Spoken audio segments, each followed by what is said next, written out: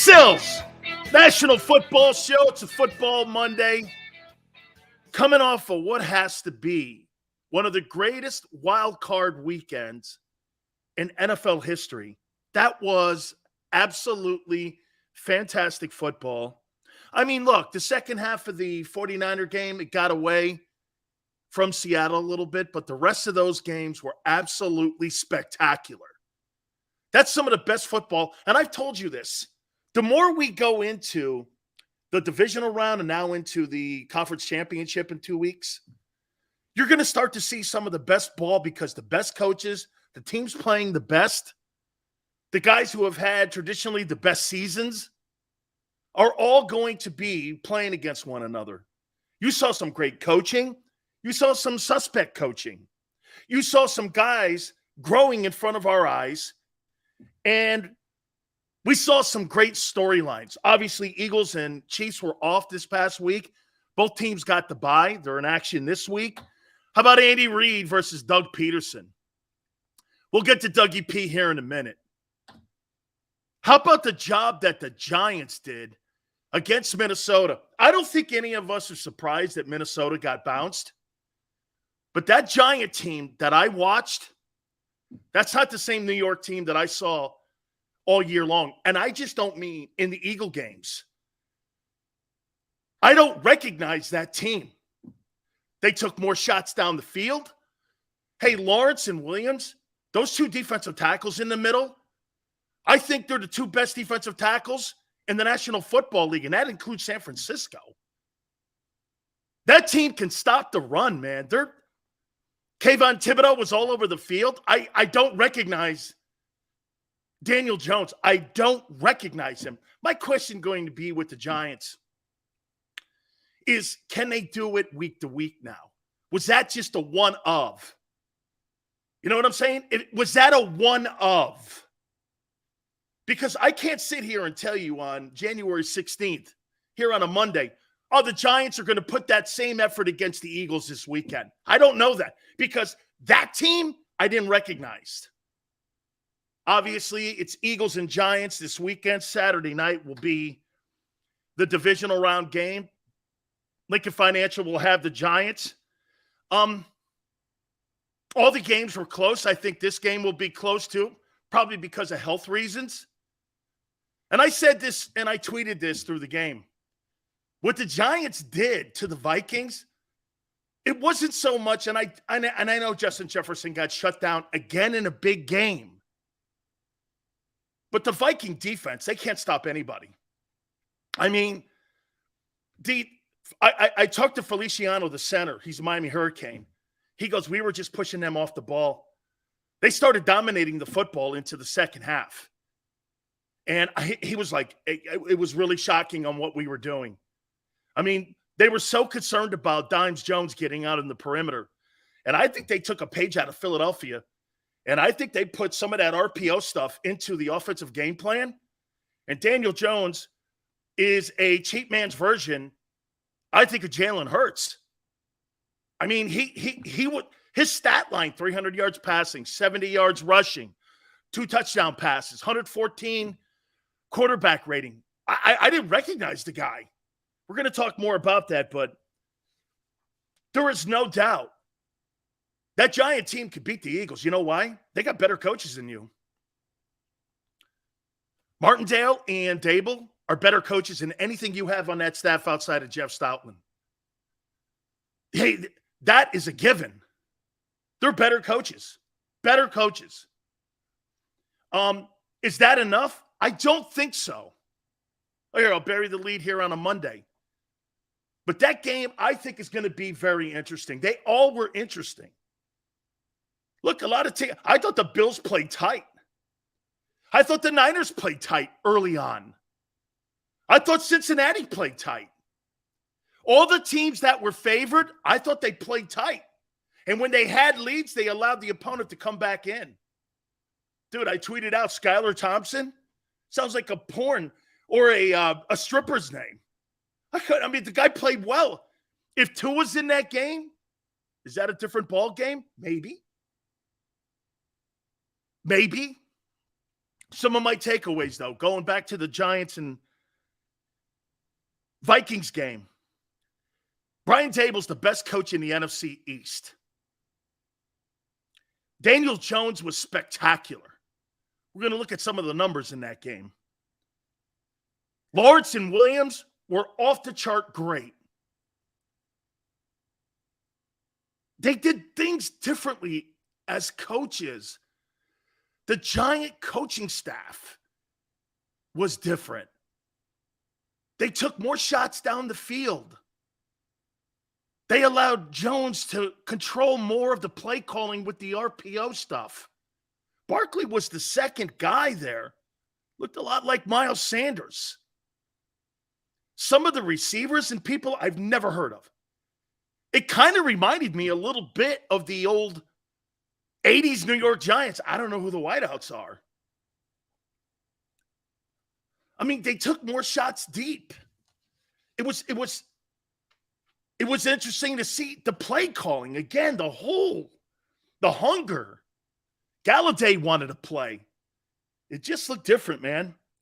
By the numbers, too, 31-24. They go into Minnesota, beat the Skull. 28 first downs to 21. 68 plays. They held the Minnesota Vikings to 56 plays. Their defense showed up big. Again, my question for the Giants is going to be, can they do it again? I've seen the Eagles do it on a 17-game basis outside of the last game of the year. Okay, but I've seen the Eagles do it all year long. You know, I mean, sure, they kind of stumbled across the line at the end of the month, and that last month wasn't their best ball. I'll make this point to you. I personally think that Daniel Jones is playing better football than Jalen Hurts the last month going into the playoffs. He's playing better football. And some would go, how can you say that? Well, Hurts wasn't on the field, and he's been hurt. Okay? I didn't say he's a better player. I said he's playing better ball because he's healthy. He was on the field. He's got a playoff win. Your guy doesn't.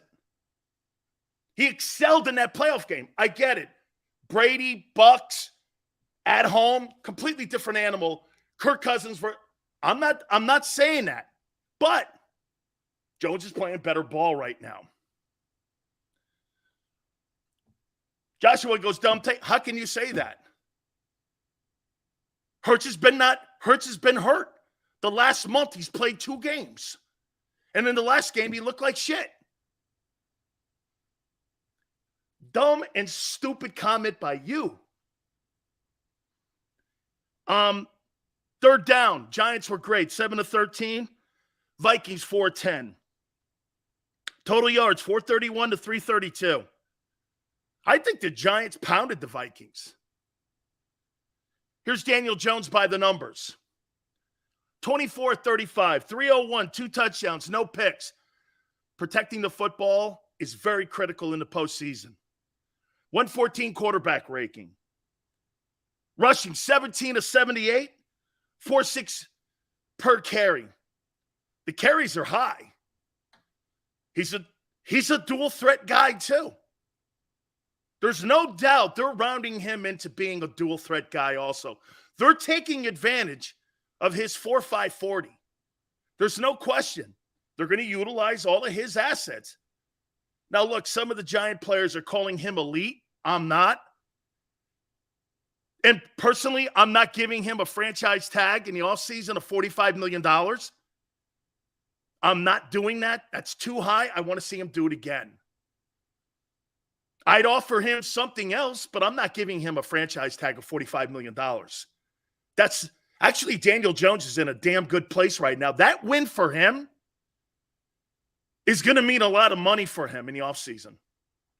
Daniel Jones winning a playoff game like that on the road, it's the first playoff win for the Giants since they won their last Super Bowl. Daniel Jones made a lot of money. How much that is, I don't quite know yet. But I am not franchise tagging that guy $45 million. That's what the projected tag's going to be. Not me. Not doing that. I want to, dude, he is getting better in front of our eyes. He is. That was his best game as a professional football player, by far. I'm watching this guy. I'm going, who is this guy? That was some job of playing football by a quarterback who I think sucks. I couldn't believe what I was witnessing. This Isaiah Hodgins kid, 8 catches, 105. I mean, he's thrown to some guy named Slayton, 4 catches, 88. The Giants have no receivers whatsoever. Barkley was like a second dude in that game. Scored 2 touchdowns. It was important. He was good in the red zone, but really that game was about Daniel Jones and the Giant defense. Or you can also say the Vikings' shitty defense. You can drop that on it there. Man, Daniel Jones made some money. He absolutely made some money. Going to get into the topics here in a minute. But before we get into the topics, I want to say this to you. Congratulations to Doug Pederson. The coach that the Eagles fired has now won 10 ball games in Jacksonville. Nick Sirianni better win the Super Bowl. Or you fired a guy that would have took you to another one. Doug Pederson, with this talent, would win the Super Bowl. By the way, real quick, let me walk back on something. What do you think Daniel Jones would do with A.J. Brown and Devontae Smith and Miles Sanders? Would he do the same job that Jalen Hurts is doing in Philly? Would he do the same job? He's 6'5". Okay? Daniel Jones is 6'5". Versus a 6'1". I know you guys like to bring up the 600-pound squatter. He's 6'5". He's a big dude. Daniel Jones would do the same thing in Philadelphia that Jalen Hurts is doing. He's got nothing but Barkley. Nothing. He's got nothing. I couldn't believe what he did. I couldn't believe it. But back to the point on Doug Pederson. You fired a coach who won 10 ball games in Jacksonville and was down 27-0 in the second half. And they turn around and they beat the Chargers. Unbelievable job by Doug. Dude, you know, I was telling Xander prior to coming on the air, do you know what the asset and the number one asset that Doug Pederson has that I think is essential to being a good coach? He's believable. Doug's believable. You believe him when you're 27 down. Because you know what Doug does to you with all the experience he's had? And I talked to numerous playoff coaches, and I talked to Jimmy Johnson about this. Coach, when you're coaching in a playoff game, what is your message to your team? Do you know the most important message that a coach has to his team? Don't worry about the Super Bowl. Don't worry about the next round.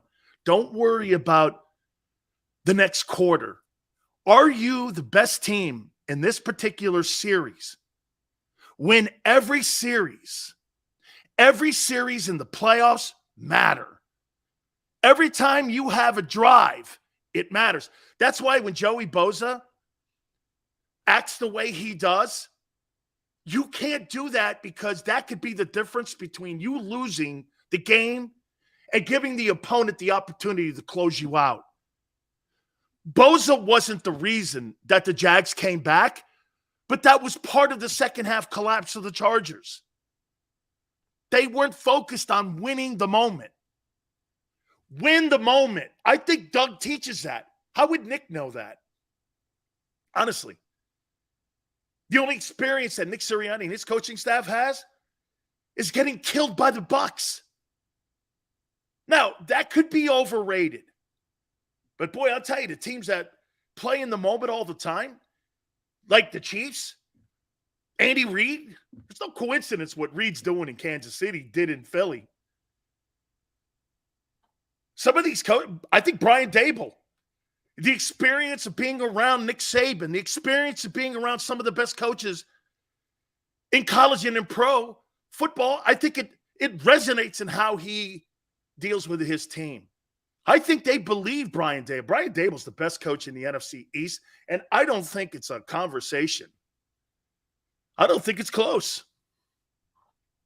I don't. This game's going to be a great battle. I'm looking forward to this. That is not the same Giant team, and then again, that's not the same Eagle team. That's not the same Eagle team. Playing your worst football heading into the postseason. Not your best, and you know it. The Giants are playing their best. And that kind of equalizes it. Now, does talent always rule in the end? Yes. Yes, but you're not playing your best ball. You haven't since Chicago. But I'm not here on a Monday saying you're going to lose. Every single one of those games over the weekend, the point differential was 3.2 points outside of the 49er game. I think we're going to see the same kind of stuff. Eagles aren't playing good ball. The Giants are. It's a different looking football team. Again, do I think you have more talent than the Giants? Absolutely. Absolutely. Across the board. But you're not playing your best ball.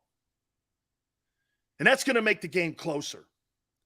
You are not blowing anybody out. You're not. You're not blowing anyone out. This is going to come down to a fourth quarter football game. And by the way, let's go back in Eagle history this year. Every team that has played them a second time, can't count that. Well, you almost can because the Giants made it a competitive game with their third team on the last game of the year. They made it competitive. I mean, they didn't even play their backup, Tyrod Taylor. They played the third team stiff. Washington was destroyed by the Philadelphia Eagles in the first one.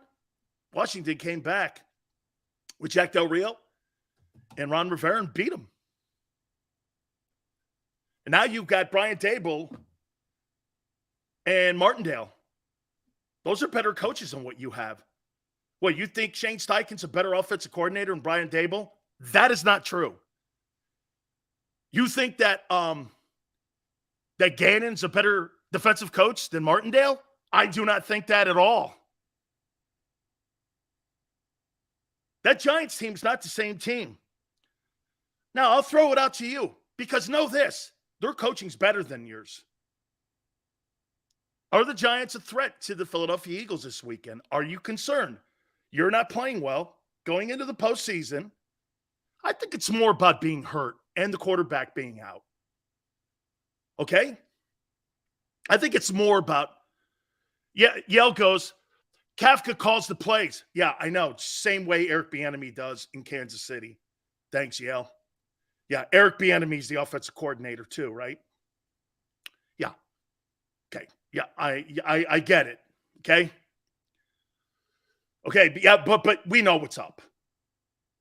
Brian Dable's got his hands all over that, and you know it. Same way in Kansas City. Andy Reid carries that play sheet for a reason, not because Eric Bieniemy is the play caller. So we could say whatever we want, and we can have that illusion, or we can have that impression too. Well, okay. Yeah, okay, so you think that Kafka turned around Kafka turned around Daniel Jones. I don't. We'll agree to disagree. Now, Mask brings a point up, and that's kind of where I'm at, Mask. Can the Giants do it again? I don't know that. Mask, I'm with you on this one. I don't know they could do that again, what they did in Minnesota. I don't know that. I can't sit here and go like this. Hey, man, this Giants football team is a great football team. They're going to go into Lincoln Financial, and they're going to I don't know. That team looks so different. If they show up and are a completely different team on Saturday night, we'll kind of go back to what we're saying right now. They're still young, and they've got a lot of gaps on that roster yet where they've got to fill. Is that fair? Okay? Maniac. And it's in Philly. The whole deal. I agree, man. Hey, I just told you guys on a Monday, I don't think the Giants can beat you. I thought the Giants could upset Minnesota. But now that the Giants have upset Minnesota, I think they can beat you. Okay? I think they think they can beat you. Now, if the Eagles look healthy on Saturday night, that could be a 10-point ball game. If the Eagles aren't, Lane can't finish. Thibodeau gets around. Thibodeau was all over the field on Sunday. He was all over the field. Maybe this is more of a fair comment. I think this really is all about Philadelphia on Saturday night. What Philly team's going to show up? The healthy team that we saw in September and October? Or the team that we saw sputter down the stretch because of injury? Because of injury. Listen, I am not, and know this, I don't want this to land wrong. I am not sitting here telling you that the Eagles played shitty football the last month of the season because of player talent. It's not true. They were missing key components, and that made them sputter a bit. Tone says Dexter Lawrence was playing out of his mind. He is a force. I see why he made the Pro Bowl. And by the way, that Williams kid next to him, they're the two best defensive tackles in the National Football League. They are spectacular ball players. And now that you've got an edge rusher in Thibodeau, he's not the biggest guy. You know who he reminds me of a little bit, Kayvon Thibodeau? He kind of looks like Hassan Reddick. He's kind of built like Reddick. Maybe a little taller, but he's a little dude. They were. I'm just telling you, man, the Giants struggle a little bit in their O-line too. That's going to be I think that's going to be an advantage for the front seven of the Philadelphia Eagles against the Giants. I think Daniel Jones hit a lot of the deficiencies in the O-line in that Vikings game. Okay? Again, I know maybe some of you thought that I was going to come out here and tell you that I think the Giants are going to beat. I do not believe that. But I think that coach is a really good coach. And I think that football team is going to show up again. But what Mass said, can they do it again? That's a fair comment. That is as fair as you could possibly get. Can that team show up and do it again? I haven't seen the Giants now they've played pretty well the last couple games of the year outside of the final game against the Eagles. They played pretty well. They had to play playoff. And I'll tell you this, the Giants have been playing playoff football more than the Eagles have because they had to play to continue their opportunity to make it to the postseason. So the last month of the season, they were in playoff mode. The Eagles haven't been. The Eagles were not in playoff mode until the final game of the year, and they kind of half-assed it because the Giants didn't have their first team out there. Okay? Fax Reddick is smaller but provides speed and power. I think the kid Thibodeau was exceptional. He was exceptional. He was exceptional, man. Exceptional. So they're going to – Keon, I don't know. Keon, that could have been a max effort up in Minnesota. The Giants turn around in the divisional game and lay a giant egg, don't put any points up, and the Eagles beat them 30-7. Could you see that? Sure. This is uncharted territory for the Giants. That's Daniel Jones. You know Daniel Jones has a playoff victory and Jalen doesn't? So when people go like this, Jalen's going to play great in the postseason. That's an assumption. That's an assumption.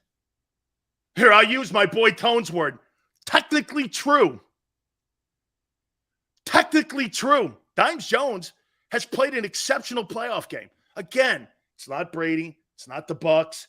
It's not down against the defending champions. I totally get that, and I agree. It's a different animal. Vikings, Brady. Come on now. I got it. Okay? That wasn't my comment, Mask. He played like shit in his first playoff game. The assumption he's going to play well is only that. It's an assumption. It's an assumption. That's it. He hasn't. That is not fact. It's fantasy thinking. They beat him in Minnesota. I get it. I get it. I get the whole thing. I want to see, but I want to see the Giants do it again. Giants come out and they're laying it on people in the first half. Then we're going to have a ball game into the fourth quarter. Okay? Then we're going to have a game. I don't think the Giants can beat them. Because the Giants haven't put up, hey, remember this too when I say this to you. Jalen Hurts has not had a very good postseason so far. Early in his career, early in his resume. It's okay. A lot of players do it that way. A lot of players don't play well. Look at John Elway. Okay? Look at Elway.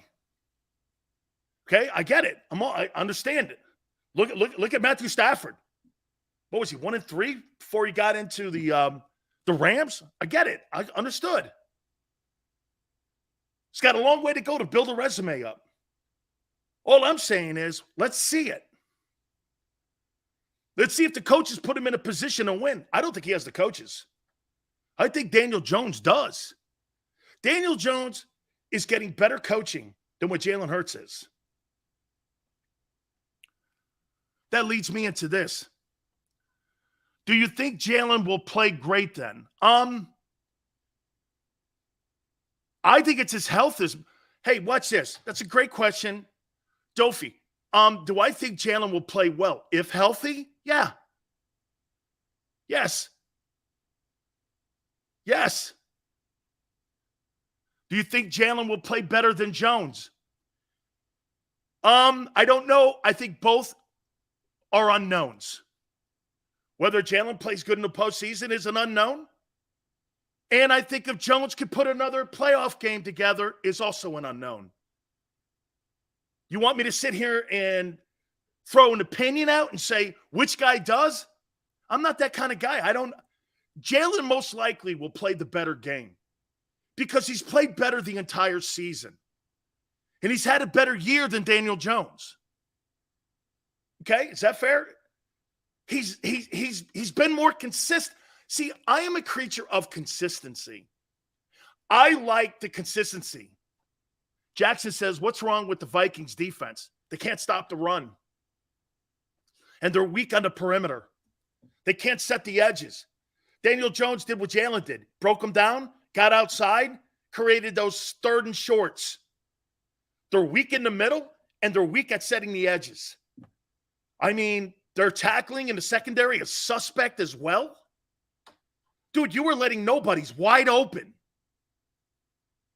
I think the whole scheme, in my opinion, plus some personnel issues, man, now, Mike Zimmer was supposed to be a defensive guru when he was up there. He left that defense not in good shape. Now, not to say that Justin Jefferson was a superstar. I think he had less than 50 yards in that game. That was a terrible defensive football effort by the Vikings in that game. Jameson goes, Allen's going to cost the Bills. Dude, comparing Josh Allen to Jalen Hurts is like comparing a wishbone quarterback to Tom Brady. Some of those throws are unbelievable and electric. Here's the problem that I have with Josh Allen, and I saw it on display. That one hand grabbing the ball and taking off running or in the pocket when he's feeling pressure, dude, you got to protect that ball better, man. You've got to protect that football better.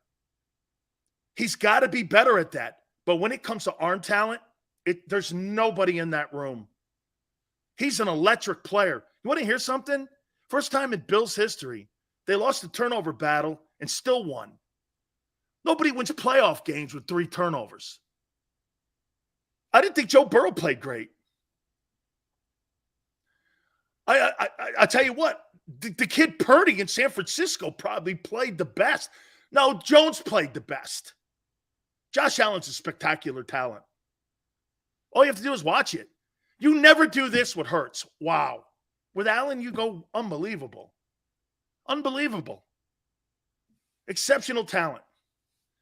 Nobody outside of Philadelphia would ever, I could ask a zillion people, would you draft Jalen Hurts over Josh Allen? Now, one person outside of an idiotic person in Philadelphia would say Jalen. If you put the guys on the team, the same team, you're taking Allen. It's not close. I'm not having this debate anymore because it's an idiotic conversation. Completely idiotic. He's got to protect the football better. And that's the one, there's only one thing that Jalen Hurts does better than Josh Allen. He protects the ball better. He does. That's a fact. He protects the ball better. Outside of that, there's nothing Josh Allen does better than him. I mean, there's nothing Jalen Hurts does better than Josh Allen. Nothing. Zero. Zero. Zero. I thought Richie, I thought that Lawrence played better in the second half. Okay? I do love the way Jalen's improved too. He has. And by the way, as I said, I think Jalen has had more improvement from his first year starting to his second year than what Josh Allen has. But he's not a better talent. That's a fact. All you have to do is turn on a game and watch some of them. And by the way, do you understand? Okay, I'm going to give it to you one more time why you're 10 times off. The Philadelphia Eagle coaching staff, and Xander, here's why Allen's better. The Philadelphia Eagle coaching staff would never have Jalen Hurts throw high-skilled passes and high-effort throws and throws the way he throws the ball. They would never allow him to do that on an everyday basis. Some of those throws he makes in between 2 to 3. You're going to have a higher turnover, but he also throws the ball 700 times. Your guy throws it 420. You're going to have more turnovers. He throws more high-level throws. Just like Mahomes, just like Burrow, Jalen Hurts doesn't throw a ton of high-level throws. It's to Goddard. It's to AJ. It's to Devontae. He doesn't throw into double guys covering him. Some of those throws in that game against the Dolphins, they were exceptional. Again, he's got to work on protecting the ball better. Josh Allen throws more high-level passes, and that's a fact than what Jalen Hurts does. It's really not a question. Patrick Mahomes throws higher-level passes. Tom Brady does. Okay? Dimes Jones is in kind of like the Jalen Hurts role. They don't throw high-level passes. Okay? Joe Burrow throws high-level passes. So does Trevor Lawrence. That's the difference between the elite guys and Jalen and Daniel Jones. They're not elite arms.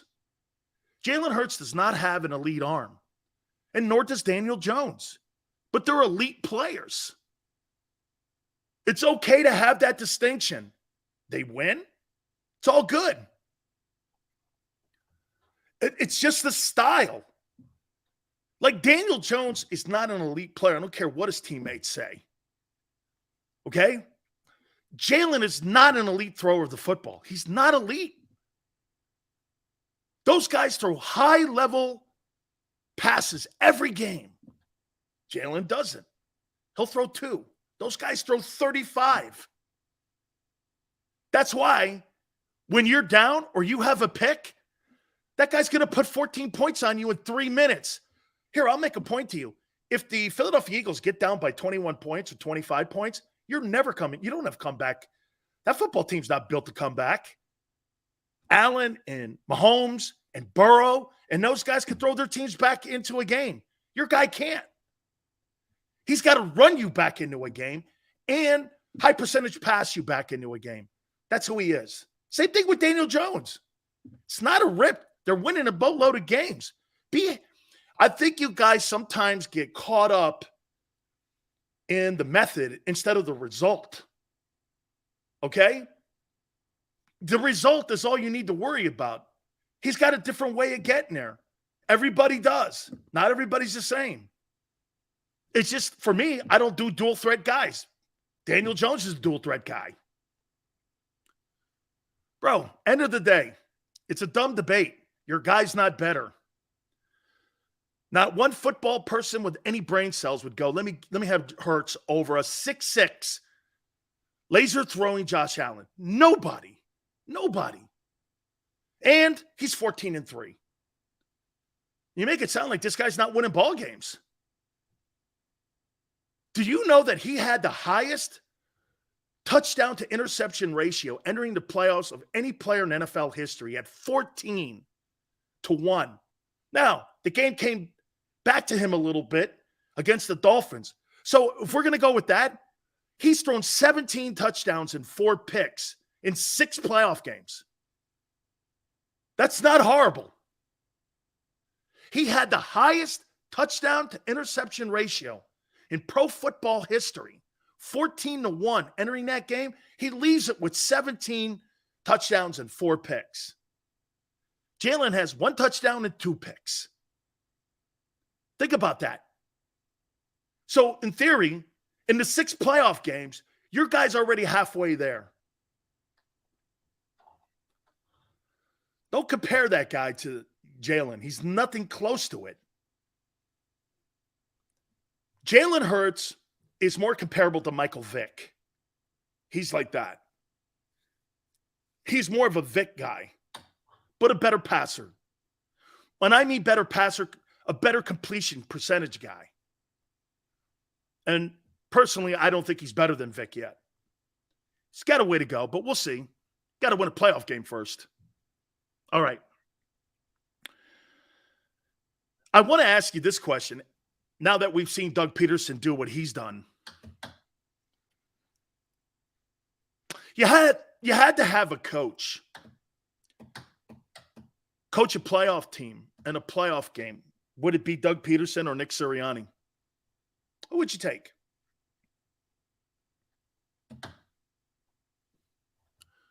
Doug's 14-3. Or excuse me, Nick's 14-3. So, I mean, number 1 seed.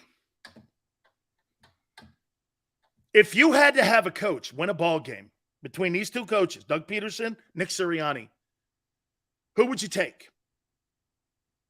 I'm going to go somewhere with this.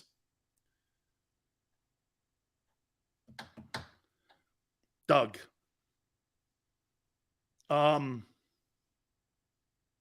Sirianni's the best coach in the NFL. No, you mean he's the best cheerleader. Sirianni all day over Doug.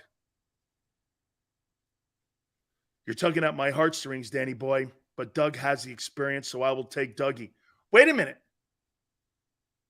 So you think the only reason – so, Tone, the only reason that you would take Doug over Sirianni is experience?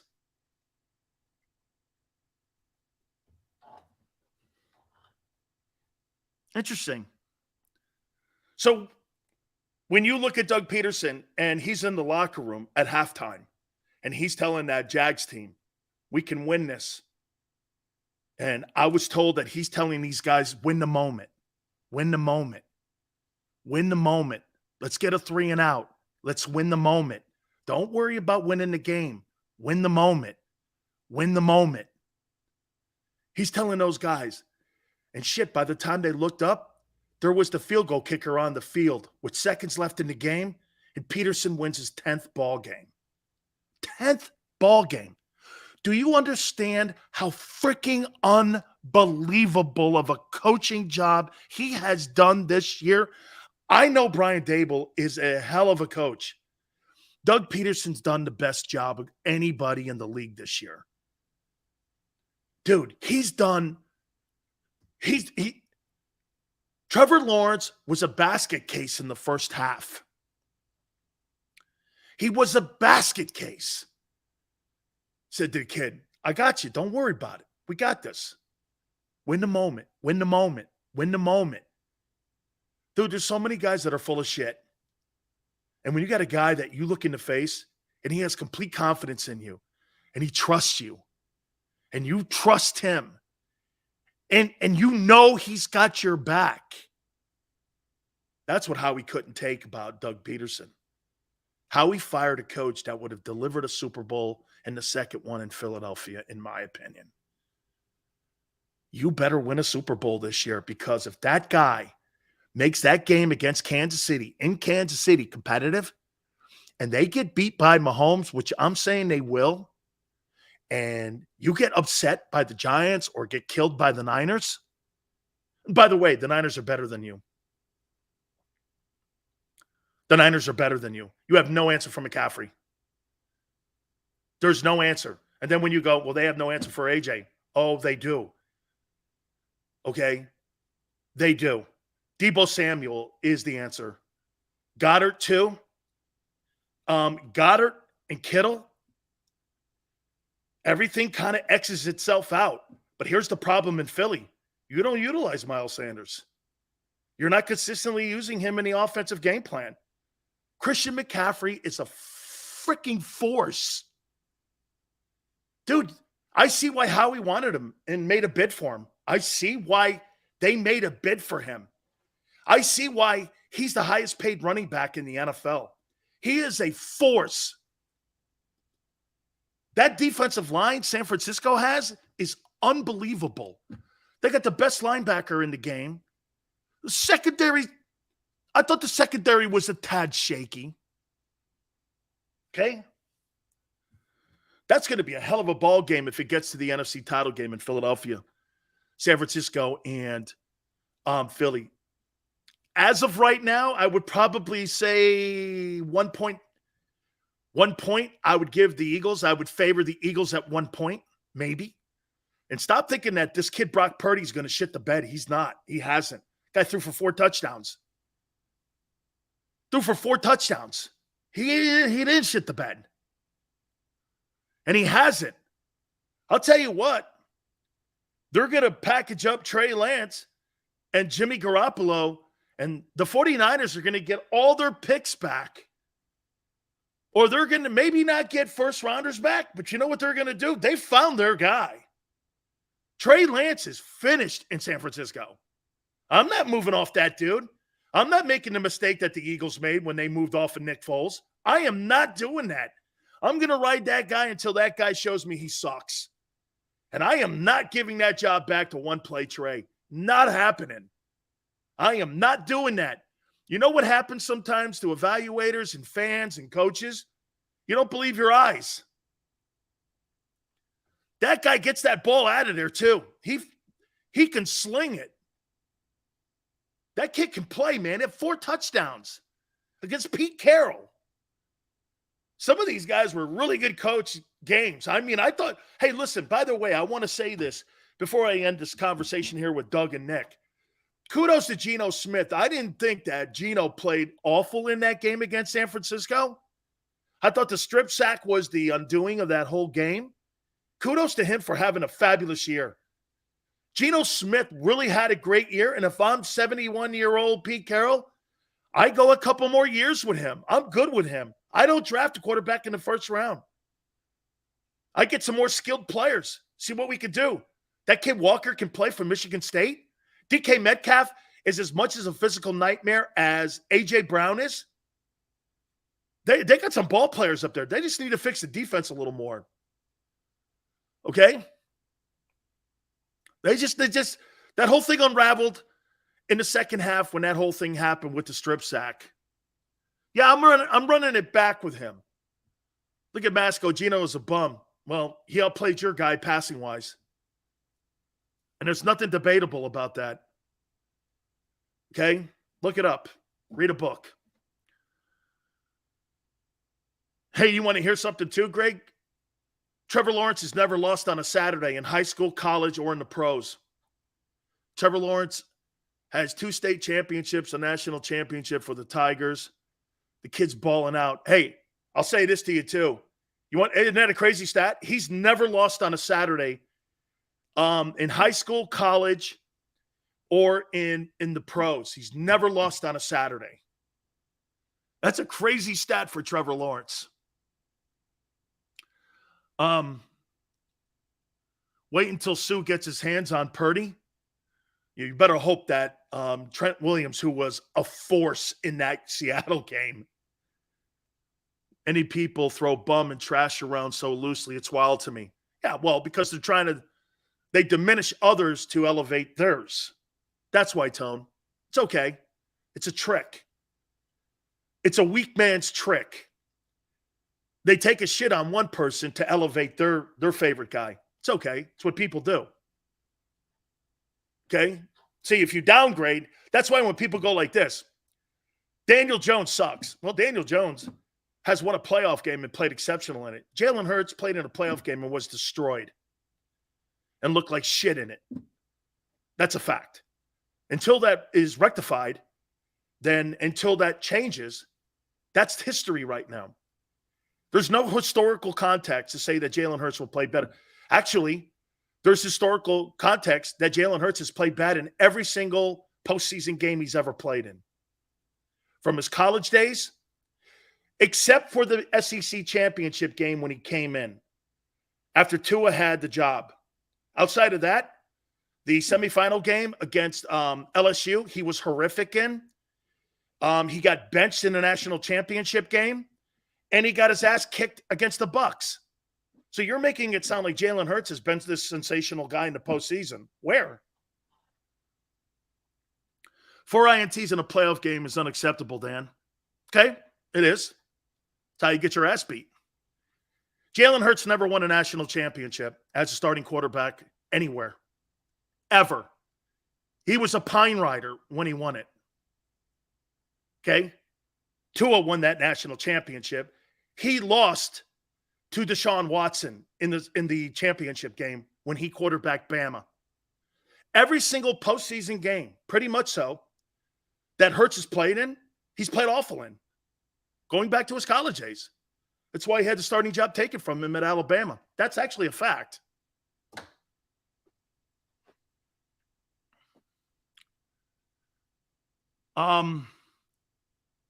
Seals, you have downplayed Josh Allen's turn. No. No, that's not what I said. I said the one thing that he has to do better at, Josh Allen, he can't run so recklessly with the football out like this. And that pocket shit, man, where they're slapping the ball out of his hands, that's got to improve. We saw it against Minnesota later in the season or in the midway part of the season. He didn't have ball security at the goal line there when they dropped the ball against Minnesota. They'd have won that ball game, and they would have had home field advantage. And there would have been no conversation even after the Hamlin story. That ball security against the Minnesota Vikings cost the Bills home field.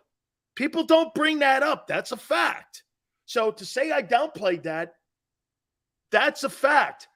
Even though the Bills and the Bengal game got canceled, dude, the football security at the goal line, when you dropped the ball and you had that game won, cost you home field advantage. Got to be better. Okay? Hey, Dan, do you respect Hurts? Massively.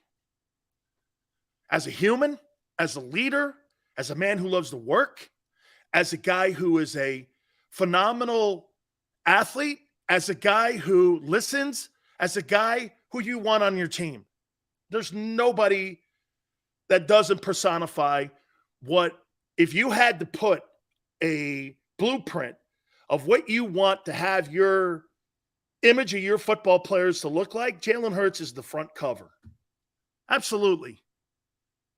It's got nothing to do with it. It's got nothing to do with it. Okay? Jalen has transformed himself last year till this year. He has. Not fair to compare Hurts to Allen or these other guys for 2 reasons. First, Allen weren't great till they had great play. Well, what does Jalen have around him?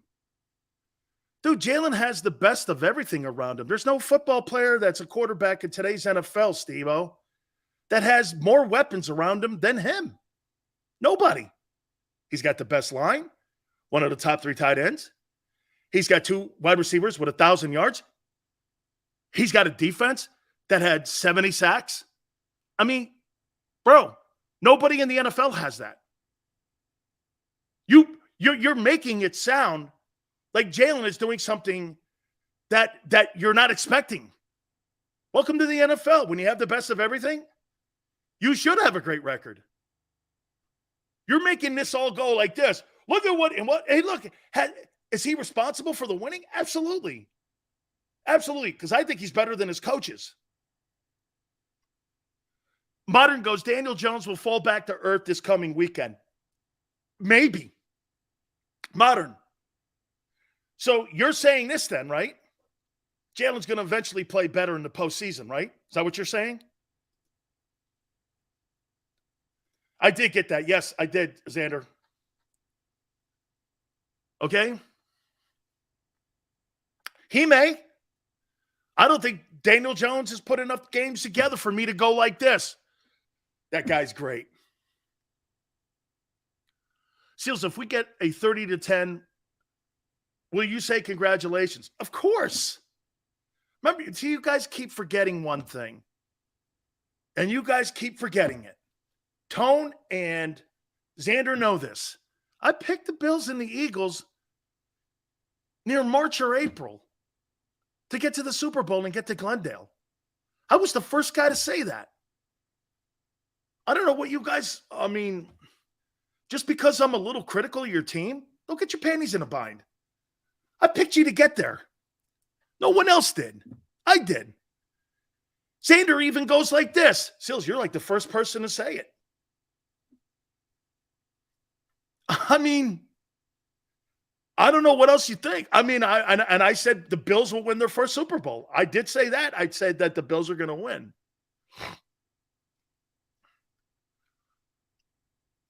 Why are you hating on the Eagles? I've never, ever in the postseason, I said the Eagles are going to beat the Giants. Dude, you listen. I mean, you know what? I should know this because I've been in broadcasting for 35 years. Most people hear what they want to hear. You hear what you want to hear. I can't change your opinion. Seals, Bills or Bengals? Josh Allen's got to protect the football better. If he doesn't, they'll lose. I didn't think Joe Burrow had his best game. I'm going to get to the playoff games here in a minute. I'm going to do that at the top. Gary Cobb, Fox 29, what's he expect against his Giant team? He watched the Giant game too, and we were floored how good the Giants look. That did not look like the same football team. Steve-O, the others became great. We had greatness around them. Hurts got better to when greatness was put around him. Steve-O, thank you, dude. Look, Jalen's improved. And Steve-O, you ready? I know you'll hear this. Others won't. I think he had a bigger leap from his first year to his second year than what Allen did. He's just not a better talent. Okay? He's just not. But watch this. Aaron Rodgers is a better talent than Tom Brady. You think Tom Brady's been on that? Okay? I mean, Aaron Rodgers is a better talent than Tom Brady. Got a better arm. Got a better touch. He moves better. He is a savant the way he spins the ball. Brady's better. I mean, Peyton Manning couldn't jump over a stack of quarters. Who's a better athlete? Lamar Jackson or Peyton Manning? Who's got a bigger arm? That's not what it's always about. Okay? Look at Slasher. Allen's overrated. How can a guy who's 14-3 be overrated? How he's 14-3. He lost as many games as you guys did this year. Slasher. And he's won playoff games. He's now 3-2 in the postseason. Jalen's 0-1, 1 touchdown, 2 picks. What's your guy done? A lot less. I mean, you make it sound like Jalen Hurts is Tom Brady. He hasn't done shit. Purdy's the future? I agree. I'm not moving off that dude. I'm packaging those other guys up, and I'm sending his ass out of town. Okay? Dude, we'll see how far Jalen can take a football team. I think he can take it to the Super Bowl. I don't think he can win it, but I think he can get there. With this team, this will be the best team that Jalen Hurts will have in his entire career in Philadelphia. Remember, I said that. This football team in 2022 will be the best team and the best assembled talent he'll ever have in his career. Because if they do decide to go down and pay him, people are going to be knocked off that team. And they'll never look the same. It's what happens and why the league has set up a salary cap. Okay? You're not going to get the hometown deals. If the Philadelphia Eagles get to a Super Bowl, I love how people automatically just project that Darius Slay, or not Darius Slay, James Bradbury, is not going to take the $17 million in the open market and take 12 to play in Philly. How idiotic is that? So you're going to take $15 million pay cut over a 3-year contract just because what? You think so? Never happened. Okay? Never had. This will be the best team he's ever had and will ever have. Remember something. Jalen Hurts is the lowest paid player in his own huddle. Nobody in that huddle, nobody makes, okay, I mean, he's the lowest paid guy. It's the only reason that works. That's why Tyreek Hill's not in Kansas City.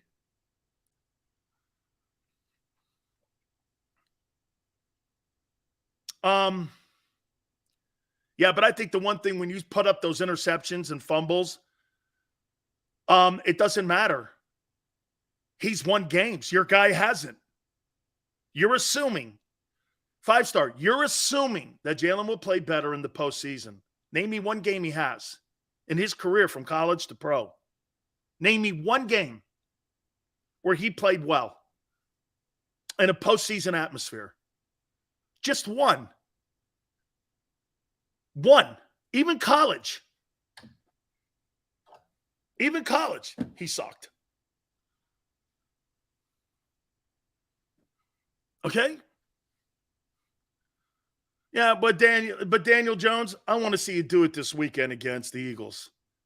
It's great what you did against a pretty shitty Minnesota Vikings defense. Let's see you do it against a team that has 70 sacks this year. I want to see that, okay? Dude, Purdy threw 4 touchdowns against Pete Carroll. Okay? That's pretty impressive. And it's a divisional opponent.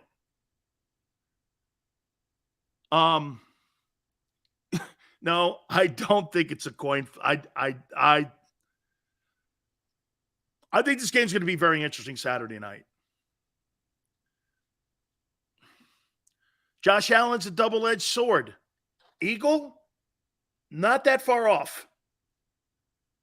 Not that far off.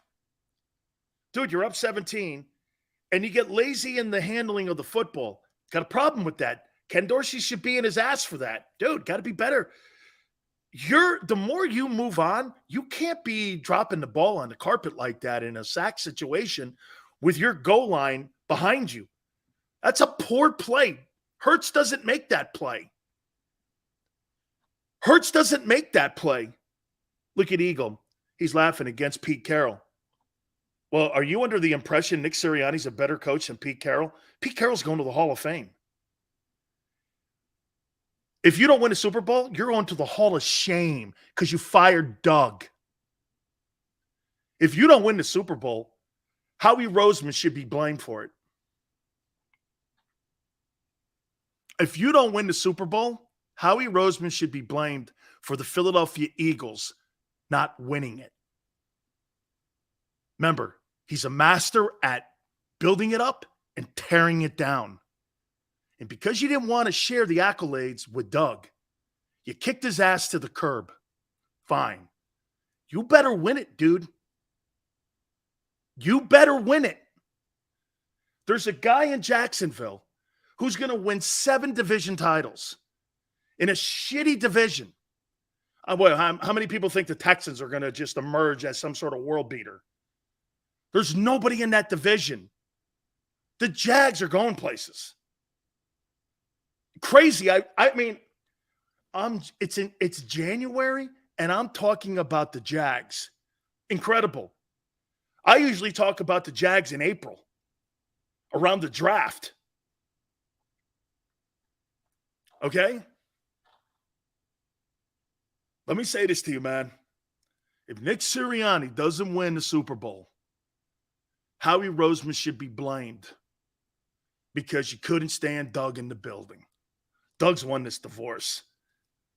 He was the coach. He won the 17th Super Bowl. Howie did not. He's a GM. Remember, he's not out there playing. Okay? Sydney says Pro Bowlers Sue, Joseph, Cox have all won Super Bowls. Hope they step up. And plus the Eagle guys too in the building. Absolutely. Sirianni versus Dougie P in the Super Bowl. Maybe. Oh well, if Nick gets there, Doug's going to get there again. Doug's going to get there, and you know what's going to happen? Doug's going to Hall of Fame. 2 Hall of Fame coaches you fired. Okay? 2 Hall of Fame coaches you fired.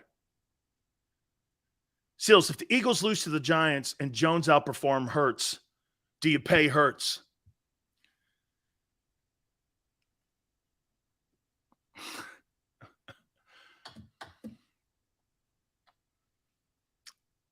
Warrior, I'm going to get back. I'm not ignoring that. I'm not ignoring that. Okay? I'm not ignoring that. Can we not do this? Come on, Tone. Tone goes like this. Can we not? Technically, we're moving on in hour number 2. Technically, we're moving on. All right? Hey, dude, don't let Dimes Jones beat you. And Jalen plays like shit. And Doug upsets Kansas City in Kansas City. And he's in the AFC Championship. Holy cow. Everybody in Philadelphia will be on Broad Street screaming. Oh, by the way, did I not hear people cheering in Philly this past Saturday night? Hey, did I not hear people in Philly cheering for Doug? I could have swore if you opened up your window when the guy made the field goal, were people in Philly cheering? Were they? I mean, were they cheering for Doug? I could have swore I heard a bunch of people cheering from Philly. If we lose, you won't see me until tomorrow. I was absolutely cheering for Doug. That's Xander. I was happy as hell for Doug. That's what makes you guys really great fans. I know you were, and it's cool. And you know what I'm saying is true. A lot of people didn't want to see Doug exit. And that's why you guys were shitting on Howie 2 years ago. But he built this team. And you're okay with Howie today because Howie's got you in a position with the number 1 seed. I get it. I have to hit a timeout. Please hit the like button. Hour 2, Gary Cobb, Fox 29 in Philadelphia. We'll preview the divisional game Saturday night at Lincoln Financial, Giants and Eagles. We'll look at this past weekend's game. Plus, we'll look at tonight's big game, Brady versus America's quarterback versus America's team, the Dallas Cowboys. We'll do that next. Keep it here on the National Football Show. When it comes to the fight against insurance companies, large corporations, and the healthcare industry, injured victims are always the underdog. But that doesn't worry us. At Messon Associates, we're an injury law firm from Philadelphia, and we come to fight. Our clients know that they've got representation with a chip on its shoulder, and it's the same chip that makes Philly the toughest city in the country. Call 215-568-3500 or visit us online at messalaw.com. Messa & Associates, the toughest injury firm in Philadelphia.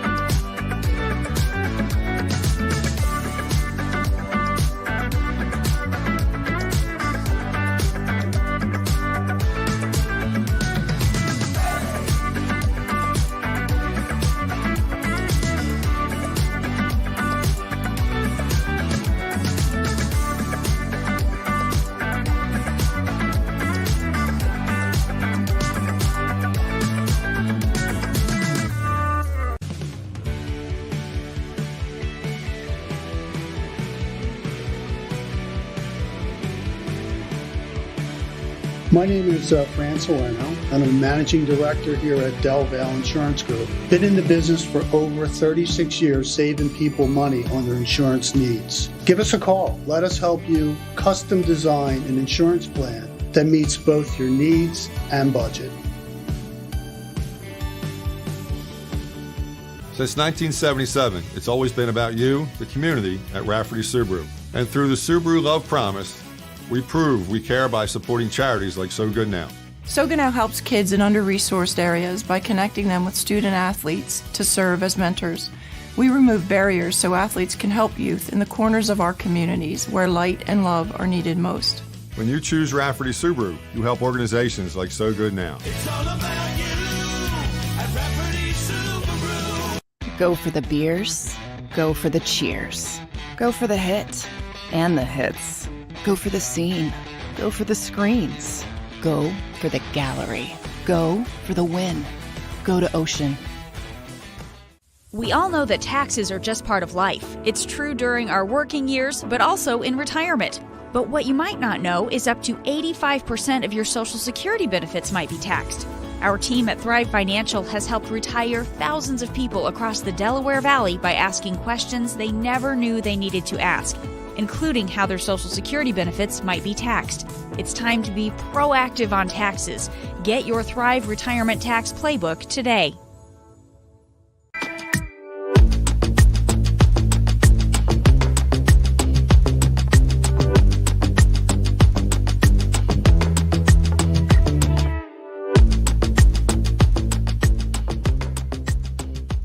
Game show with Seth Joyner. I knew that they had a running game. Derek Gunn. He has put in the effort. Devin Caney. Had we not won the Super Bowl, what would we be saying? And Mike Missinelli. Well, you know who Philly is. Post game, now streaming on the 6ABC family of apps.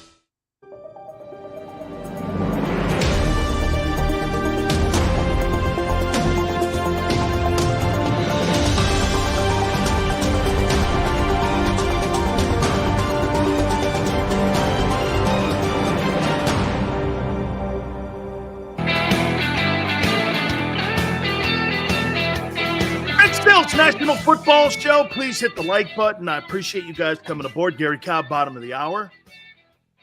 I'm going to say something to you here that's going to pain me to say this. This is going to pain me to say this.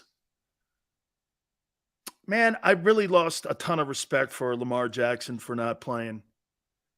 I guarantee you Jalen Hurts gets surgery in the offseason. I guarantee you you're going to see a mass unit of players in the offseason, like Lane Johnson,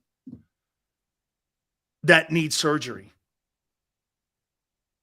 And for him not to go out there and play and make this a business decision for himself, okay, I kind of get that too. I do. But he let his team down. Lane's playing through pain. And he says he's not 100%. Well, dude, if you're 80%. And by the way, I like Tyler Huntley. I do. I think Tyler Huntley's got a future in this league. Okay? Dude, if Lamar Jackson doesn't want to play in Baltimore anymore, he should have left in the preseason. He should have held out, never played, and went somewhere he wanted. Force their hand. Make them trade. Don't play. Don't whatever. But you had 52 other guys in your locker room. Okay? You have 52 other guys in your locker room. What a letdown. Lost a lot of respect for him. A lot of players are playing hurt. That's the Eagles. Josh Sweat was taken off last week on a stretcher. Lane Johnson couldn't play the last couple games. He's going to fight through it and need surgery in the offseason. It's a debilitating injury. Okay? There's all types of dudes. I'm sure Mulata's going to have surgery in the offseason on his shoulder. Lamar doesn't want to play? 80%? 75%? Bro, put a brace on and get out there. Let's go. You know, I'll tell you one thing about Kirk Cousins. You're right. He's not an elite guy. But at least that guy stands in the pocket, and he's a tough dude and takes hits. That guy showed courage in that game, taking them hits. I think it takes a lot of courage to stand in the pocket when you got all them dudes rolling at you like that. I get it. The quarterback position is a tough position to play. It's a leadership position. Jalen's playing probably 75% this weekend. I don't know. I think it's a bad look for him, the Ravens, everything. It's a shitty moment for him in his career, for a unanimous MVP to go, I don't want to play. Pretty shitty moment for him. I'll remember that forever. Just like you guys remember Carson Wentz not want to go back into a game versus Seattle. Howie held that against him. Howie held that against Carson Wentz when he didn't go back in that Seattle game. I'm more upset he wasn't on the sidelines with them. Jameson, way to add to that, man. I don't blame him, though, for not playing. Look at RG3. Okay? Yeah, why wasn't Lamar with his teammates on the sideline? Dude, if you don't want to be in Baltimore, it's a great take. Jameson, great take. Okay? You want to be on the sideline? You want to be with your guys? I thought that was your team. Boy, what a shitty ending. For an organization. And by the way, he's performed. But they did take the shot at him at the 32nd pick when people were telling him to try out a wide receiver. They took a leap of faith on him. Okay? They took a leap of faith. Shitty moment. Too bad. Because he's a hell of a player. And I think he's a role model. And I like him. I legitimately like this guy. Lost a lot of respect for him. Hey, not my quarterback. No way. Not my quarterback. That's not my guy. I'll take Jalen Hurts over Lamar. Lamar's a better player, but Jalen's going to be there for me. Just like me, when I'm hurting, I got a blown knee, and I'm playing, and Jalen's got a bum shoulder. We're all in it together, rowing in the same direction. We're all rowing out to sea with one oar maybe sometimes because we're all banged up. That's the guy you want in your locker room. That's the guy you want on your sideline. That's the guy you want. Jalen was standing on the sideline when he was injured and couldn't play. He was there for Gardner Minshew. I mean, Jalen's with his team. He's never not around that team. Because you know what? I think that team means more to him than his own personal success. But watch this. You know what's really cool about Jalen Hurts? I believe him. I believe him. He's kind of corny, but I believe him. Dude, most quarterbacks are corny. They're quarterbacks. You know? But I believe him. I believe he'll be there for you. Lamar? So he didn't get his Deshaun Watson deal. So he pouted all year. Then when he got nicked up, he didn't want to play. That's how I read it. That's how I read it. Tell me you don't read it any other way. He moped and cried because he didn't get to Deshaun Watson. They offered him a little better than what Kyler Murray got in Arizona. He didn't like it. It was $250 million they offered him. Wasn't like the Ravens didn't offer him anything. They offered him $250 million. He didn't like it because it wasn't Watson's deal. So he pouted when he got hurt. He didn't want to play. That's how I see it.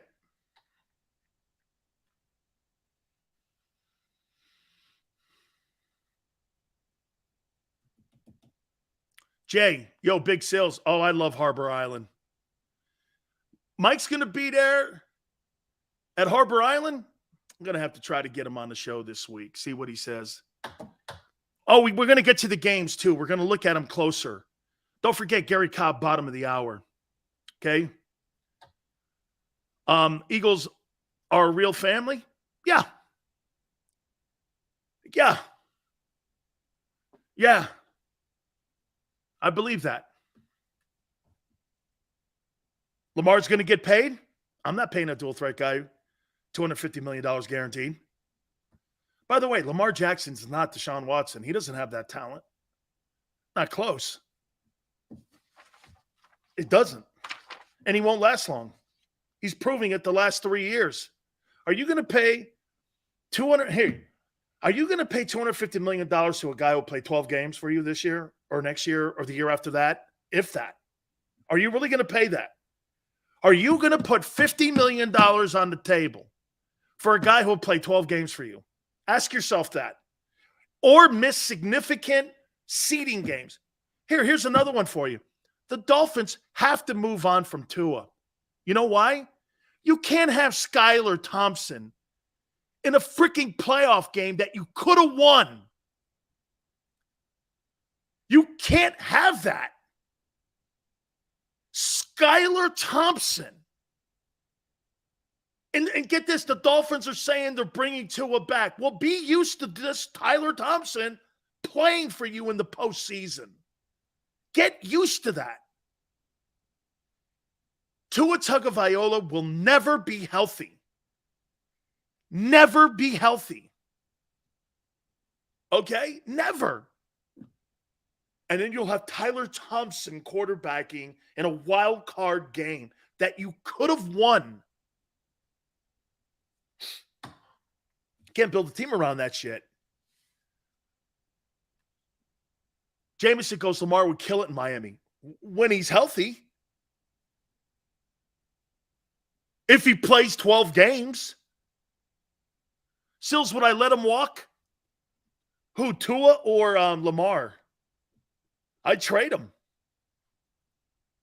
I am not in any way paying a guy $50 million. Here, let's do, before we get into the games from this past weekend, let me show you something here. Lamar Jackson. According to Wikipedia, okay. Lamar Jackson stats. And you can't say an agent told him to sit out because his agent's his mom. Okay, here's Lamar Jackson. The last 3 years. 2020, he missed a game. 2021, he missed 4 games. Hey, in 21, did they play 17 games? Yeah, they played 17. So he missed 5 games. In 2020, he's missed 10 ball games in the last 2 years. And in the last 3 years, he's missed 11 ball games. Okay? Games that matter. Right?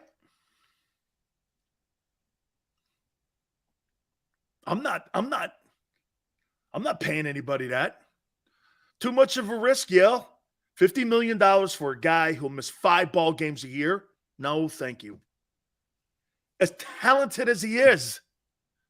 It's talent. Hey, how many times do I bring up Jimmy Garoppolo's record of 46-19 or whatever the hell it is? Okay? Well, Garoppolo's not the healthiest guy, too. He misses games. He's not being fired in San Francisco because he sucks. He's being fired in San Francisco because he can't stay healthy. Jay goes, Sills, would you bring back Kelsey another year? I would, if he wanted to. And I'd bring him back at $10 million. What he makes now, I think it's $9 million. I totally would bring him back. Yeah, Lamar Jackson, man, I lost respect for his ass. Okay? I just lost respect for him. Okay? Stills, GT. Wouldn't you have to tag and trade and agree to the tag? GT, no, he's a free agent. His contract is up at the end of the season. When they get into March, he's a free agent. They got to deal him before March. They don't have an option on him. He gambled on himself. They have no structural rights. Hey, and by the way, you know how many people are so dumb in the media? Dude, Sean Payton ain't going anywhere. Okay? And you know why? Because of the Eagles. Sean Payton's not going anywhere. Yes, the Eagles are the reason he's not going anywhere. Why is that? Well, Philly got the number 1 pick. And the Saints' number 1 pick, you think they're giving Sean Payton away, who they have contractual rights to, for free?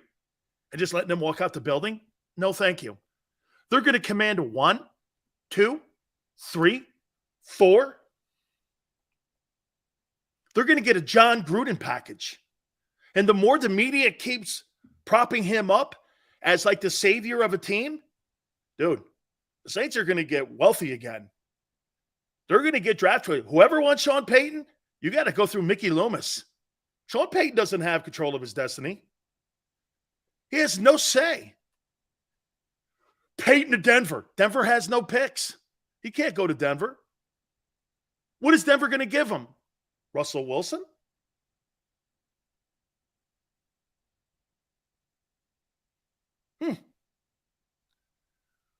What if the Broncos go like this? I'll give you Russell Wilson for Sean Payton. Would you do it?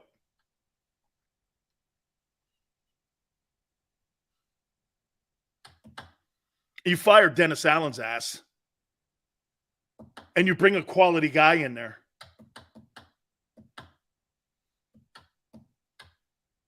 Okay? They need a quarterback in New Orleans. Russell Wilson, Michael Thomas, Alvin Kamara. Pretty decent defense.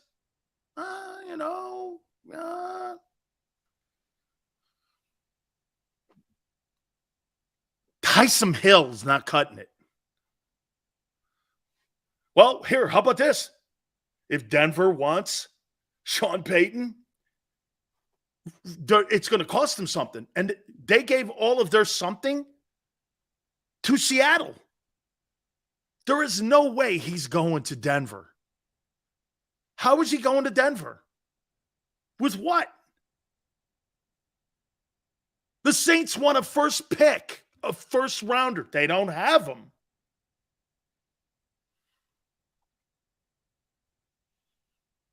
Taysom Hill. I don't give a shit what it is. How about this? Gimmick Hill. He's a gimmick. He's a gadget guy. He's not a starting quarterback. Gadget Hill is the new name for the BYU dude. I think that's where he went. I don't give a shit about Taysom Hill. I could care less. He's a bum. And he paid him $10 million. I never got that. Shit, man, we're sitting here talking about quarterbacks that are like Jalen Hurts, and we're talking about whether or not, should we give him $35, $45 million? That's a fair debate. Giving Taysom Hill $10 million? Hey, man. I don't know. I almost said it, but I'm not gonna. I'm gonna leave it alone. It's funny, man. You don't pay gadget black quarterbacks like that. I mean, this guy's he's a gadget. Okay? He's a wildcat quarterback. No wildcat quarterback in NFL history has ever been paid $10 million. Absolutely crazy. I'll tell you what, man. I know that Gary Cobb, and by the way, we'll look at the wild card weekend, which was spectacular. And I say this to you too. All the games had a differential of 3.2 or 4, I think it was, points outside of the San Francisco game. And really, that game was bad in the second half. The strip sack it started unraveling, but the rest of the football games shows you what playoff football was all about. And boy, there were some amazing coaching jobs. And I don't recognize the Giants team. Let's bring in my friend Gary Cobb from Fox 29. Please hit the like button too, by the way. Gary, that Giant team looked like a completely different ball team. I mean, Gary, deep throws. Daniel Jones, I'm watching the game. What happened to him? Gary, I was doing this. Is that Jalen Hurts 2.0? I couldn't believe it. Your takeaway. Well, he just was on point with everything. The throws, very accurate. You look at the quick reads. He knows where he's going with the football. And like I said, accurate throws. He's got a good arm, but just accurate. There are times where he's throwing the ball where you're going like, where was he throwing that ball? I mean, that's the Daniel Jones, which I was used to seeing, where it's like, what is he doing? But you could see his decision-making was very crisp. He just was very sharp, and you can see that the sharper he gets, the better you see what kind of athlete he is. He's a very good athlete. I mean, he's big, and he can run. And, you take him for granted because of all of the interceptions he was throwing and everything, going, this guy's a joke.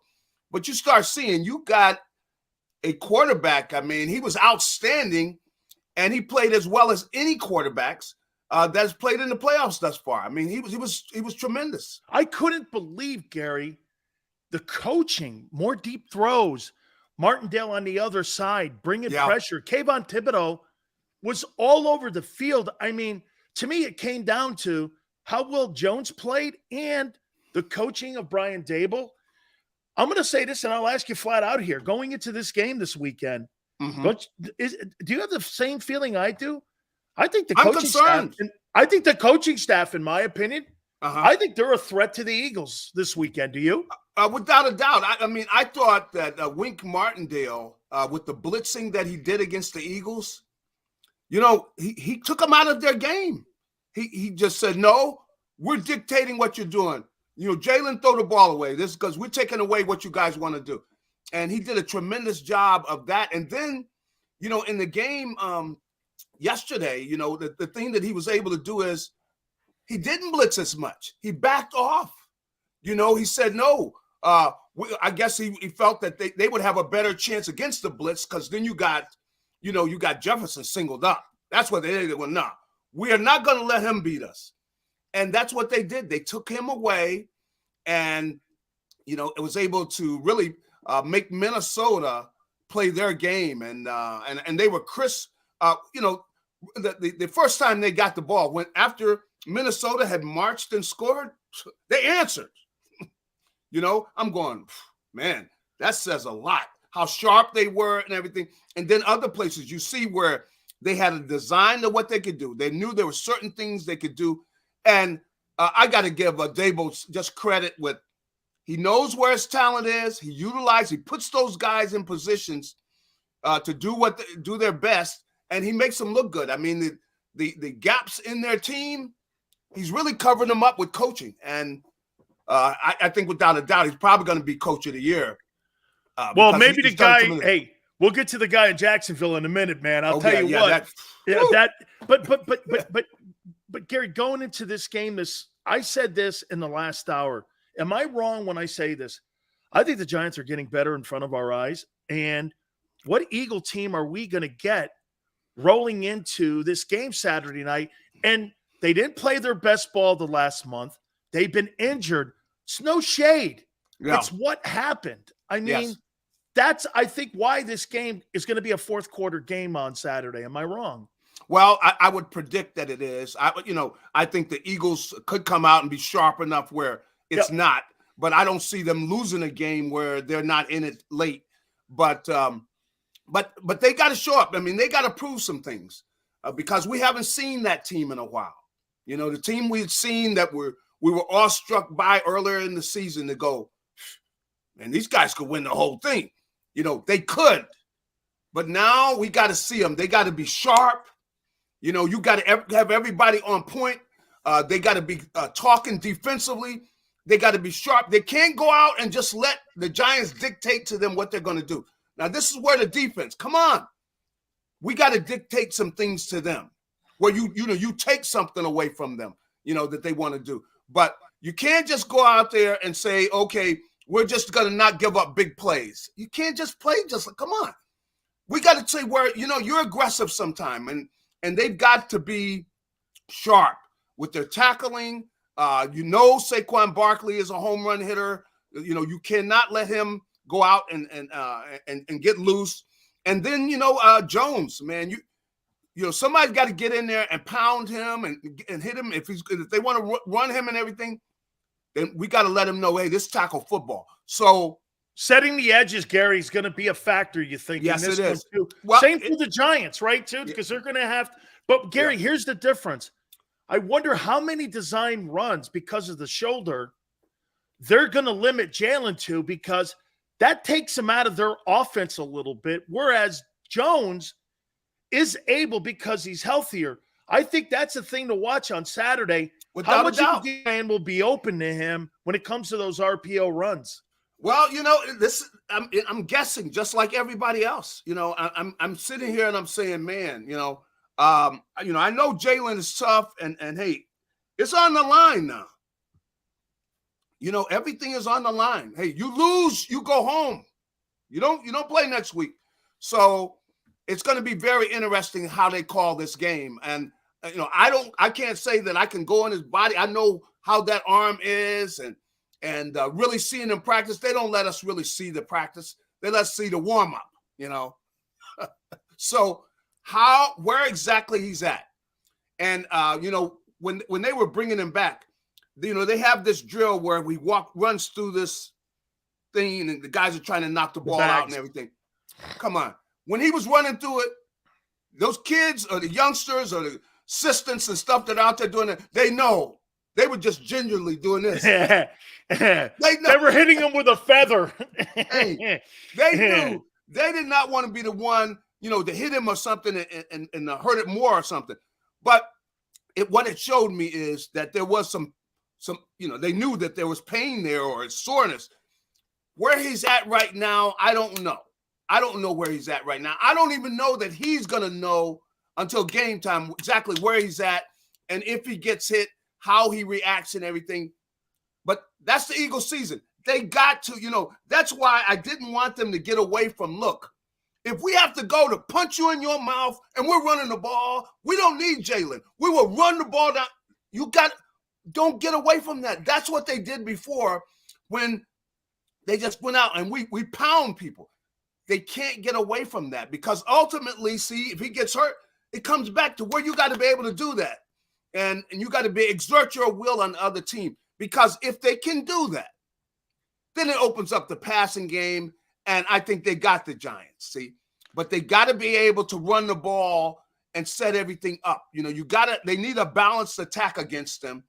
And, it's going to be interesting to see if they do it. But I'm really interested in seeing what the Eagles do. I think it's more the Eagles than the Giants, because if the Eagles go out and play at their level, I think it's higher than where the Giants can get up to. I think they got more talent than what New York does. But they got to show up, and you got to show up, and you got to really, what it is dictate to them where certain things we're going to make you do. Like, we're going to make Jones throw the ball 40 times. Yeah.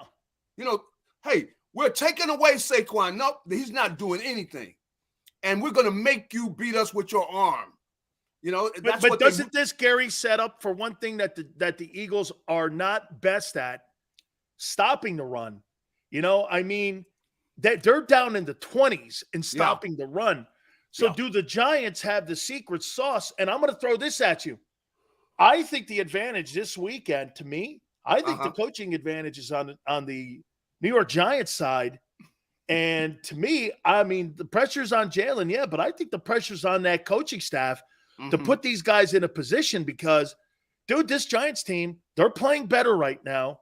And if they can't stop the run, I think this game is going to be closer. Should the Eagles win, Gary? Absolutely. Yeah. But, hey, you know what? I saw a 14-point dog give the Bills everything they wanted this past weekend. Mm-hmm. Well, I think you make good points. I think right now there's a challenge with the Eagles because, they know they didn't play good in that game where they played the Giants, a couple weeks ago. They didn't play their best football. They got to play much better.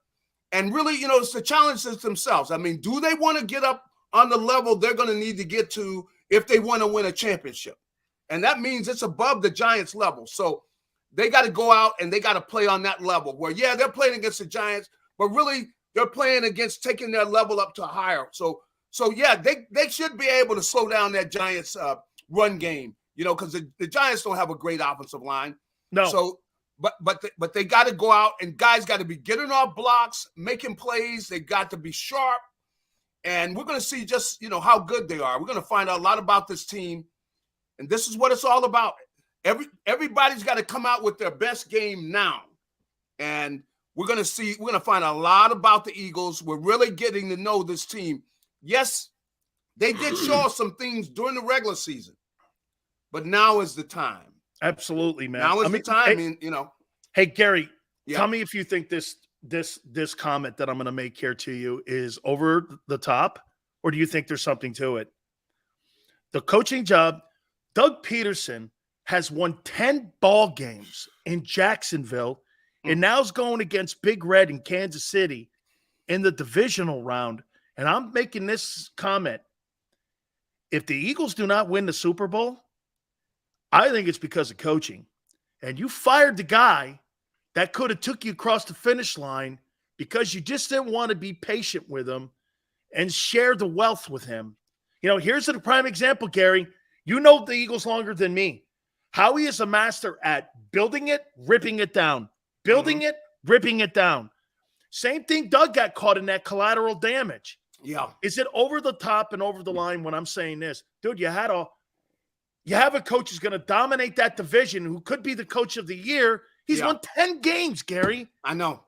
Now I'll say this about Doug is I think Doug is a tremendous coach. The thing about it is Doug wanted to be more. He wanted more power. He wanted to decide how he's going to bring in. See, and that's really, I think, the thing. It was the whole thing was regards to the coaches. They were getting into it, but who was going to be his assistant coaches, and regards to player, having a hand, more of a power on who's going to be playing and that sort of thing. So, Gary, it's okay for Howie to dip his beak in the coaching room, but it's not okay for Doug to dip his beak in the personnel room. Well, that's what you're talking about right there, and Howie won. And you make a good point in that, here Doug is going down there.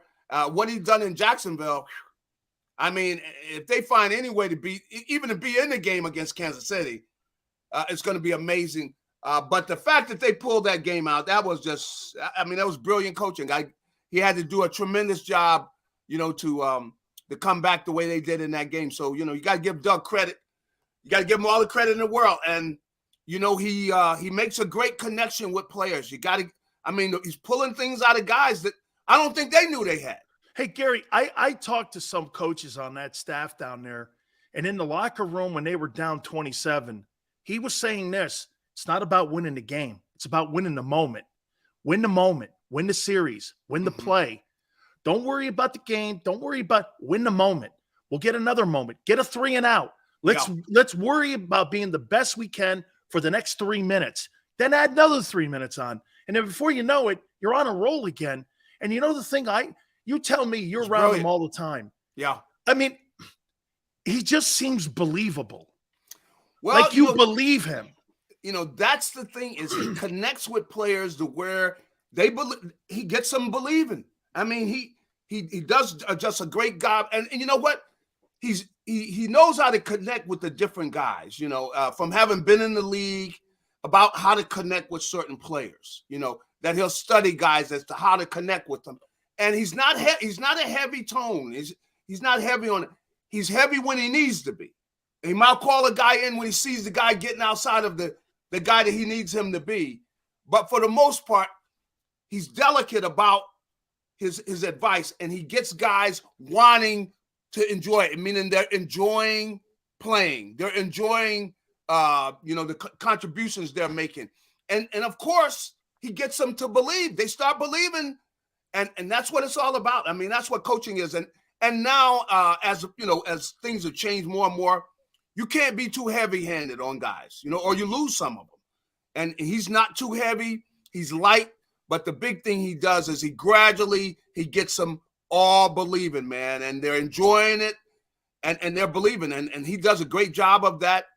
and you got to give him credit for it because he's done some amazing things. I mean, just with that, I mean, for them to come back and win that game and to take the Eagles to the Super Bowl the way he had, he's got a special talent in a certain way. And I believe it's with that connection with the players. He does a great job of that. You know what, Gary?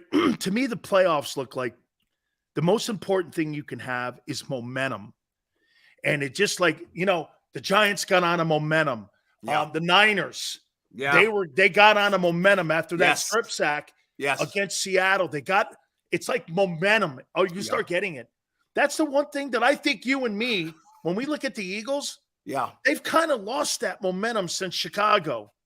And I mean, this is, like you said, we're going to find out really Saturday night if they can get that momentum. They were on a roll, dude. They were on a roll. I mean, they were on a roll. And see, the guy that was leading the roll was Jalen. See, and for him to get hurt, it changed the dynamics. And so now, can they get it back? How long will it take for them to get it back? Is it gonna be a struggling first half, and then they find it in the second half? We don't know. So that is the big thing we want to see. Can they get back and they start having the big plays downfield like they were doing, where, regardless of what the other team does, they counter and boom, it's a big play.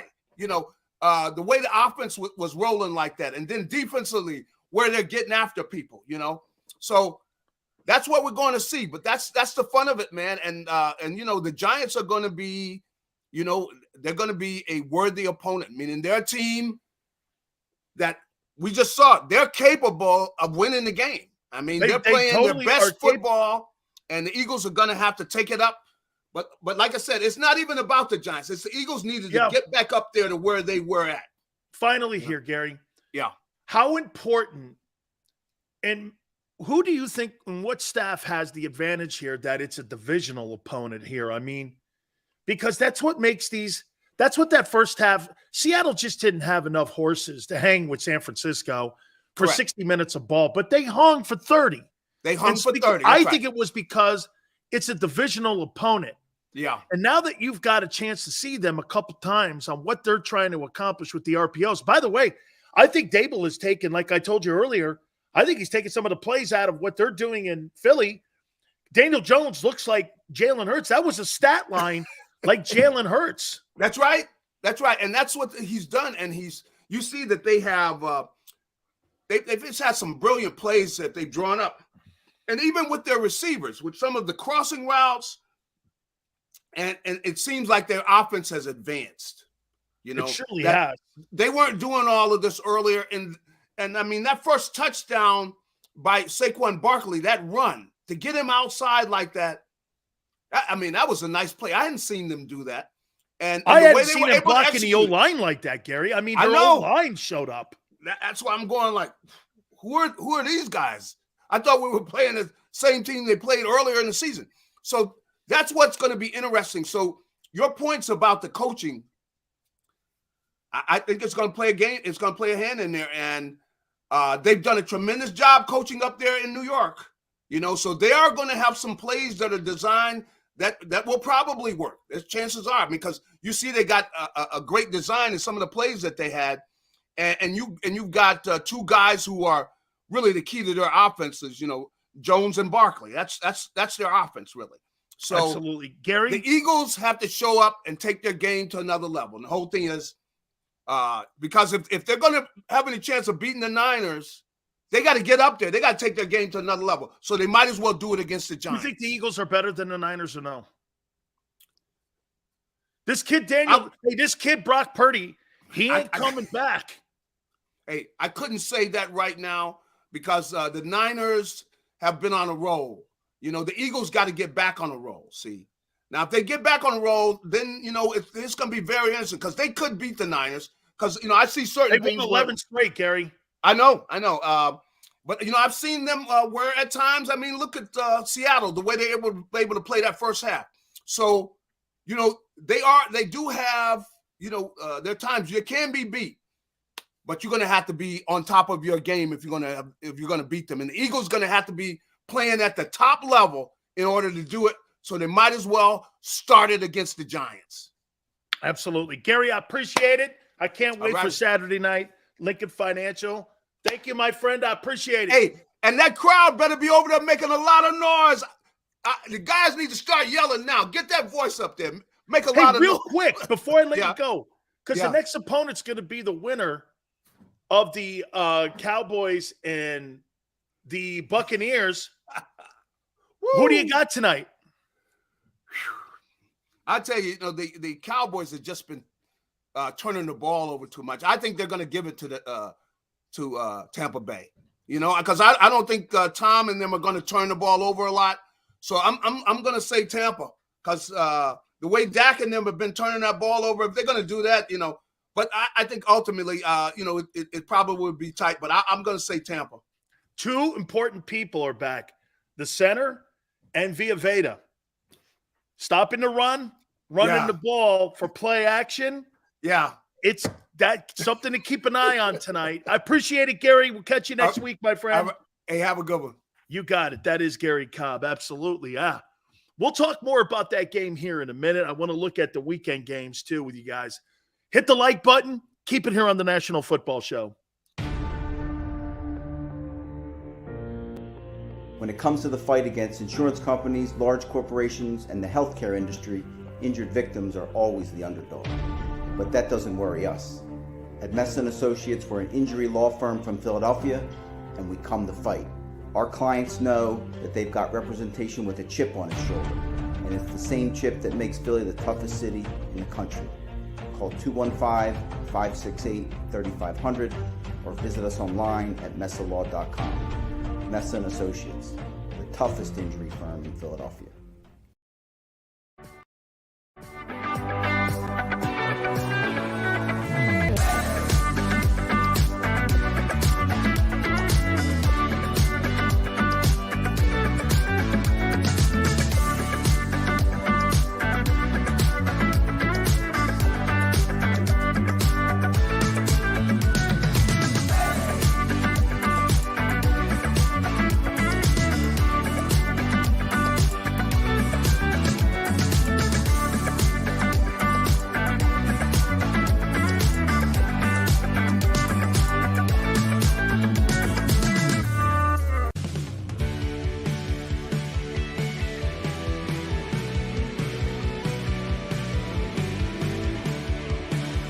My name is Fran Sileo. I'm a managing director here at Del Valle Insurance Group. Been in the business for over 36 years, saving people money on their insurance needs. Give us a call. Let us help you custom design an insurance plan that meets both your needs and budget. Since 1977, it's always been about you, the community, at Rafferty Subaru. And through the Subaru Love Promise, we prove we care by supporting charities like So Good Now. So Good Now helps kids in under-resourced areas by connecting them with student athletes to serve as mentors. We remove barriers so athletes can help youth in the corners of our communities where light and love are needed most. When you choose Rafferty Subaru, you help organizations like So Good Now. It's all about you at Rafferty Subaru. Go for the beers, go for the cheers, go for the hit and the hits. Go for the scene. Go for the screens. Go for the gallery. Go for the win. Go to Ocean. We all know that taxes are just part of life. It's true during our working years, but also in retirement. But what you might not know is up to 85% of your Social Security benefits might be taxed. Our team at Thrive Financial has helped retire thousands of people across the Delaware Valley by asking questions they never knew they needed to ask, including how their Social Security benefits might be taxed. It's time to be proactive on taxes. Get your Thrive Retirement Tax Playbook today.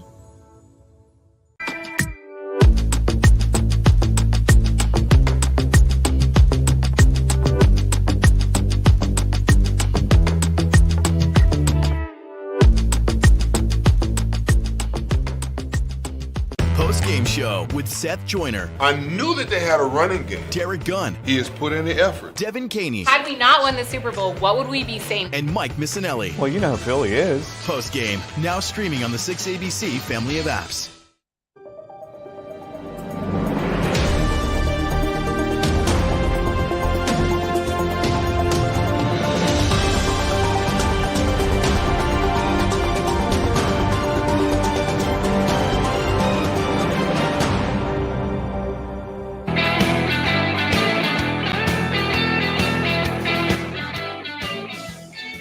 Nick Sills, National Football Show. Appreciate y'all coming in. Thank you so much. We'll look at the games at the top of the hour, okay? I want to throw this at you. What quarterback do you think played the best this past weekend? Daniel Jones.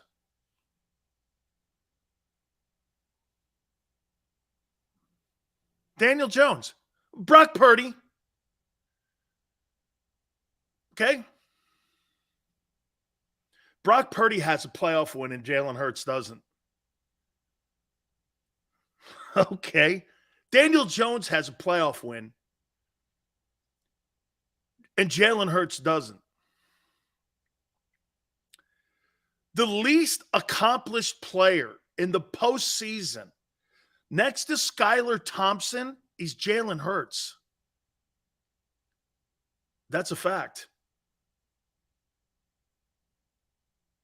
The quarterback with the least amount of success in the playoffs currently is the quarterback in Philly. Quarterback in San Francisco threw for 4 touchdowns and won a playoff game.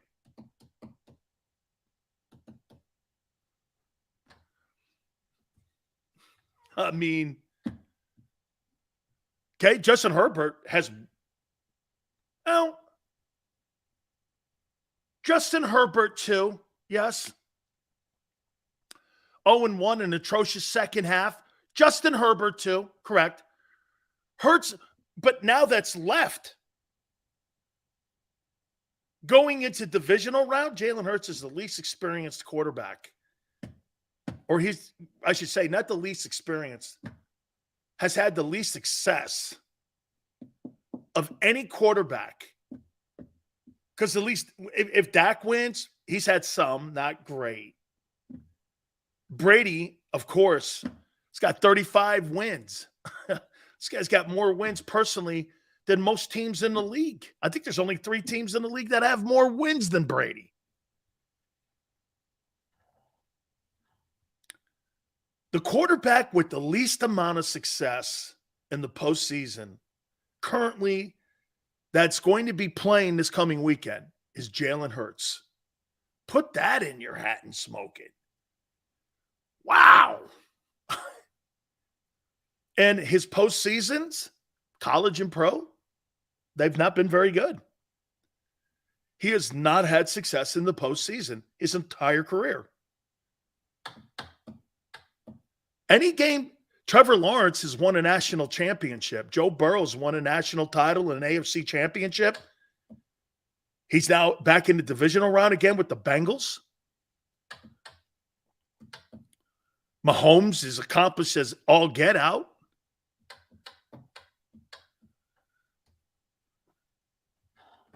Small sample size. I mean, I'm talking about any time he's ever played in the postseason, he's never performed well. There's a lot riding on this. I think it's going to be interesting to see how this whole story plays out. You guys keep telling me, oh my God, Jalen's the MVP. Well, he better, man, because he's the least experienced guy left. Interesting. You keep telling me he's an MVP and hasn't done anything in the postseason. Anything. And he's playing hurt. Still feel comfortable? Okay. By the way, it's not shade. It's actually, your legacies are built in the postseason, not the regular season. What you do, like, would we not agree that Brady 35, can I tell you what I think Brady's greatest accomplishment besides those 7 Super Bowls? I think it's incredible that Brady has as many wins personally in the postseason as the Dallas Cowboys do as a franchise. They both have 35 postseason wins. That is unbelievable. Like, the greatest accomplishment Michael Jordan has is 6 NBA titles and 6 NBA MVPs. I mean, the 70-win team, it's the greatest team of all time. Some would go, What about the Golden State Warriors? Well, they didn't win the title that year. Cavs came back and beat them.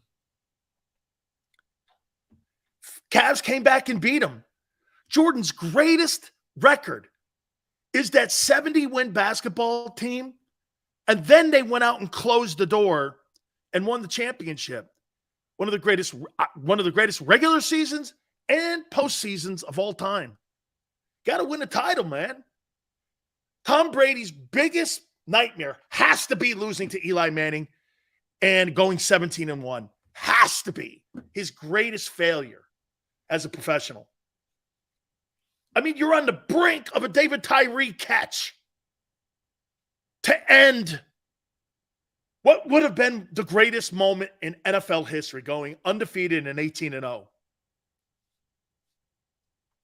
Has to be his biggest nightmare. Losing to Nick wasn't good. Okay? 72 wins. You can keep the 72 wins, dog. They didn't win shit with it.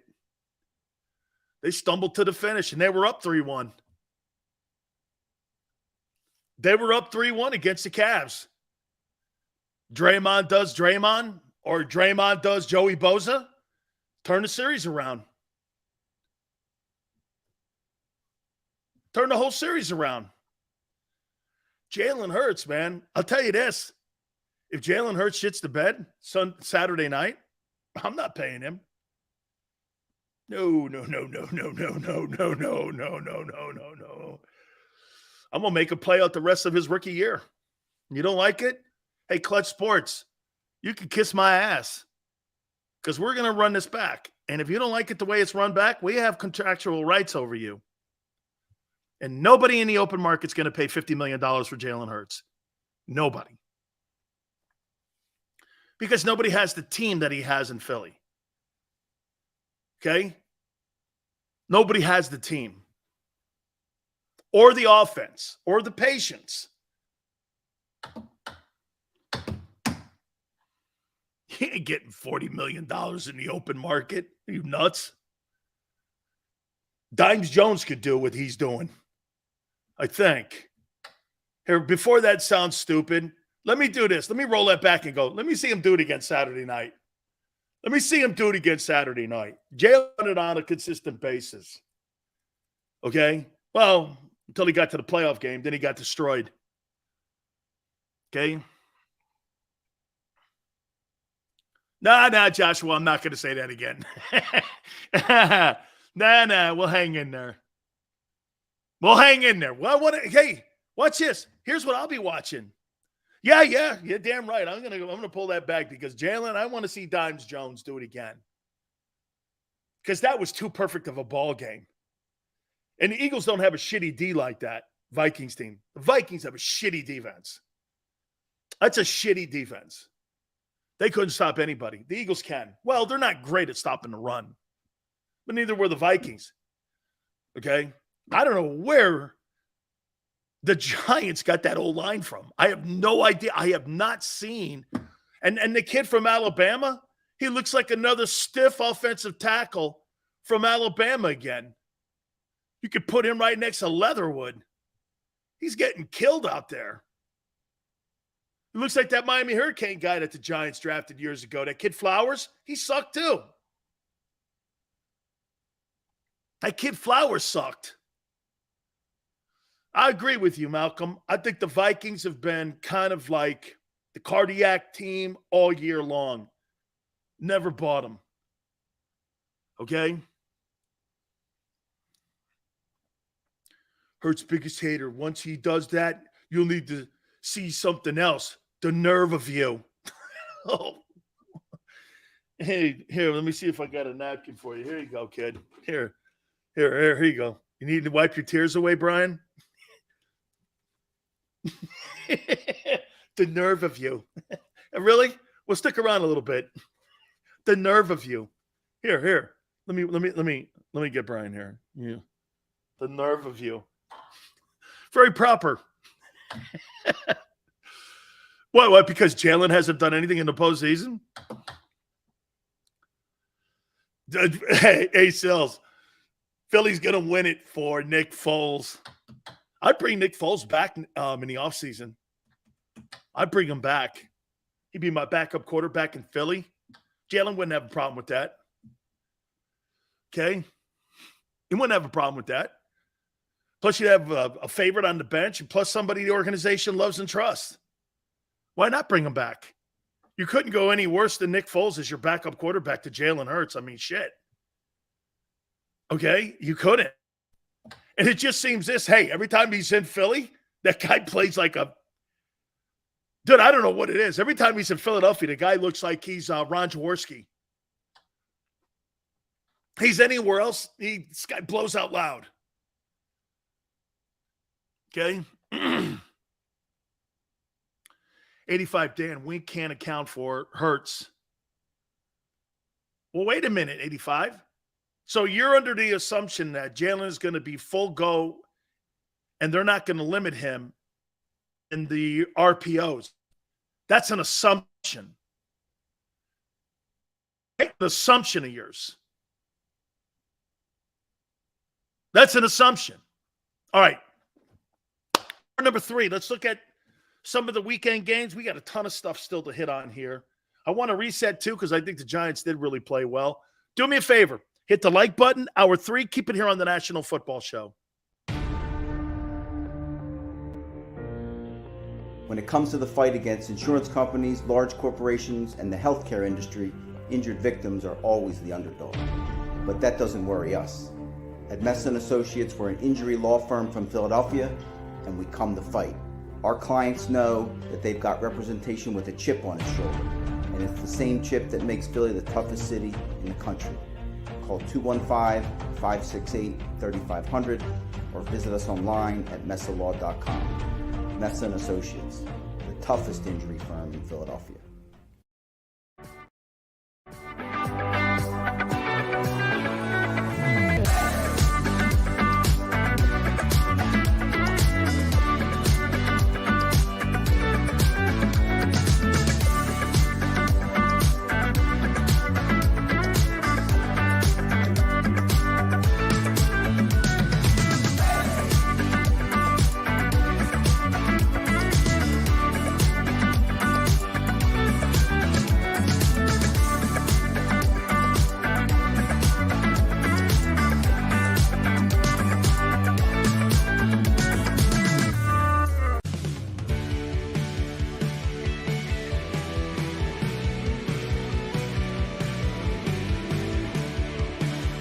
My name is Dan Sileo, and I'm a managing director here at Del Valle Insurance Group. Been in the business for over 36 years, saving people money on their insurance needs. Give us a call. Let us help you custom design an insurance plan that meets both your needs and budget. Since 1977, it's always been about you, the community, at Rafferty Subaru. And through the Subaru Love Promise, we prove we care by supporting charities like So Good Now. So Good Now helps kids in under-resourced areas by connecting them with student athletes to serve as mentors. We remove barriers so athletes can help youth in the corners of our communities where light and love are needed most. When you choose Rafferty Subaru, you help organizations like So Good Now. It's all about you at Rafferty Subaru. Go for the beers, go for the cheers, go for the hit and the hits. Go for the scene. Go for the screens. Go for the gallery. Go for the win. Go to Ocean. We all know that taxes are just part of life. It's true during our working years, but also in retirement. But what you might not know is up to 85% of your Social Security benefits might be taxed. Our team at Thrive Financial has helped retire thousands of people across the Delaware Valley by asking questions they never knew they needed to ask, including how their Social Security benefits might be taxed. It's time to be proactive on taxes. Get your Thrive Retirement Tax Playbook today.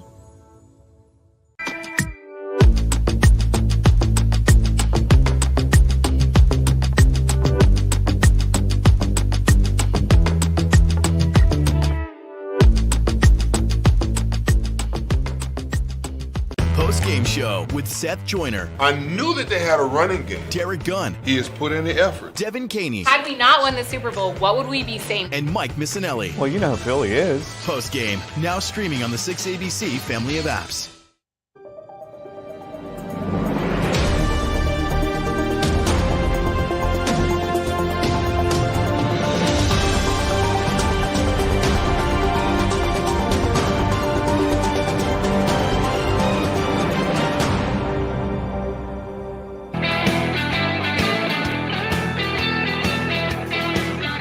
I'm upset for some of you Eagle fans.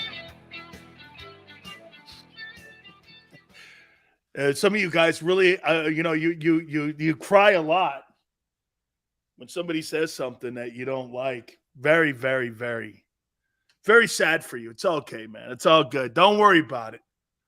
Don't worry about it. You'll be all right. But 20% of your fan base are whiners. Whiners. Criers. Delusional. See, Cowboy fans are 80% that. Criers, whiners, delusional. At least the Eagle guys are only around 20. Cowboy guys like 90% all that. Delusional. Whiners. Criers. Okay? I mean, you're talking Jalen? He's the most accomplished nobody I've ever met. Hurts is the most accomplished nobody I've ever seen, Sileo. 14-1. What does that mean? You don't even get a hat for that. Okay? Jalen Hurts doesn't even win a hat for that. He's 14-1. And what Daniel Jones did in Minnesota is 10 times better than what Jalen did with that 14-1. It's a playoff win. Legacies are built in the playoffs, not in the regular season. Nobody gives a shit about what you do.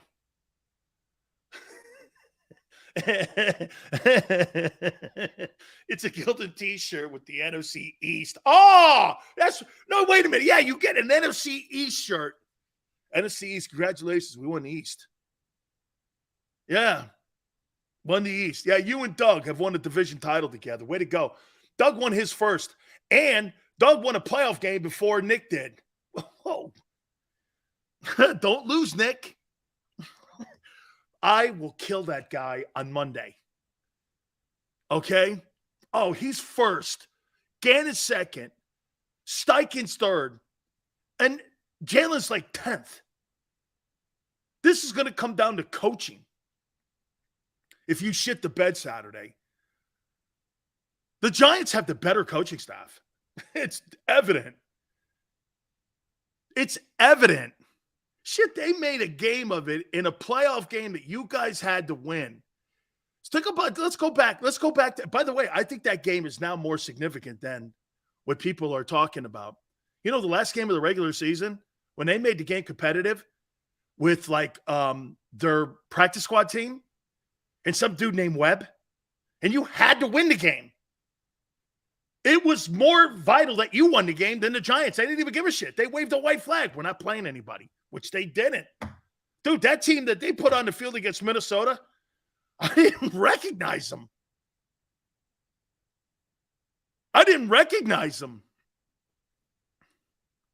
Made a game of it.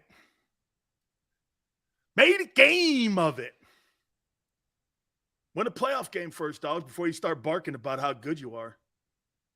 This is about this is about who you are and what you've done. And what you've done. You've done dick.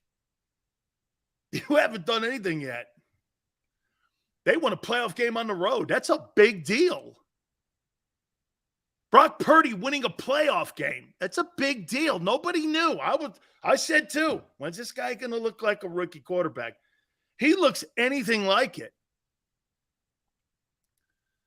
He looks nothing like it. Dimes Jones. Dude, I goof on that guy. I think he's a bum. Now I'm like this. And I agree with you guys. And I agree with you. I want to do this. Let me see it again. Let me see it a little more consistently. 24, 35, 301, 2 touchdowns, 114 QB rating in his first playoff game. What was Hurts' first playoff game? What was it, like 23 of 46, 258, 1 touchdown, 2 picks, 60 QBR? 17 carries, 78 yards, 4.6 a carry. Who are these guys? Hoskins? What's his name? Isaiah what? 8 catches, 105. This guy's throwing the trash cans. Slayton? Who? 4 catches, 88 yards.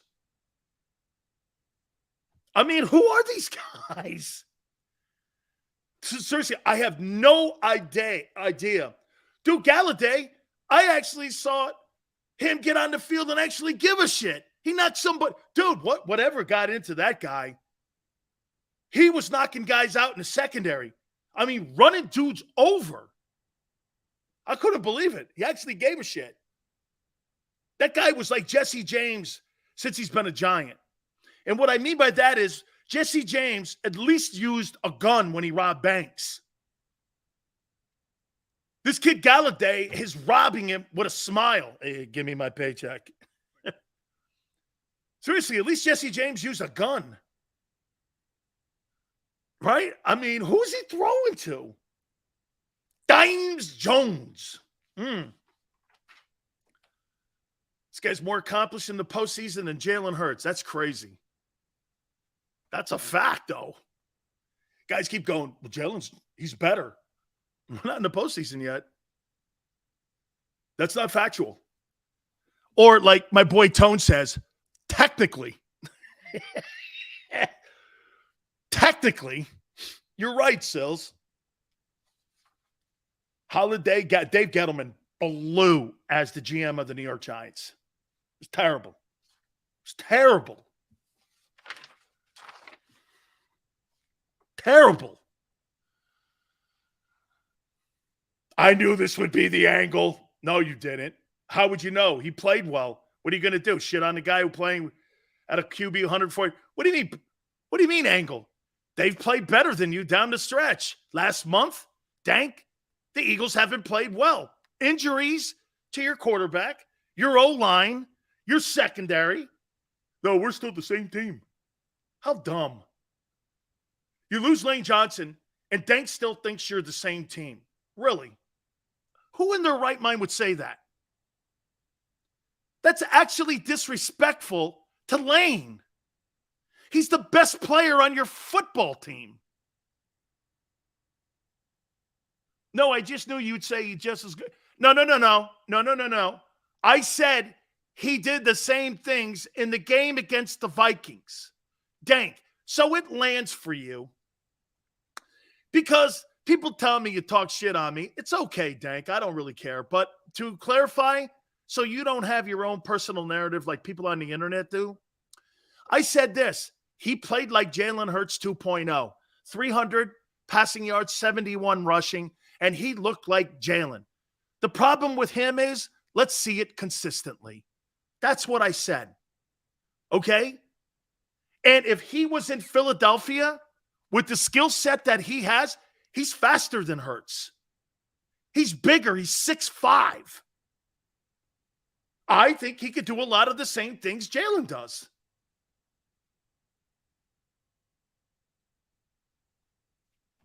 The problem with that take is we have to see it. I want to see him do it again Saturday night. That's all. That's all. I think Daniel Jones throws the ball better than Jalen. I think he's faster. His 40 time, if you go back to the combines, I looked it up. Jones is faster.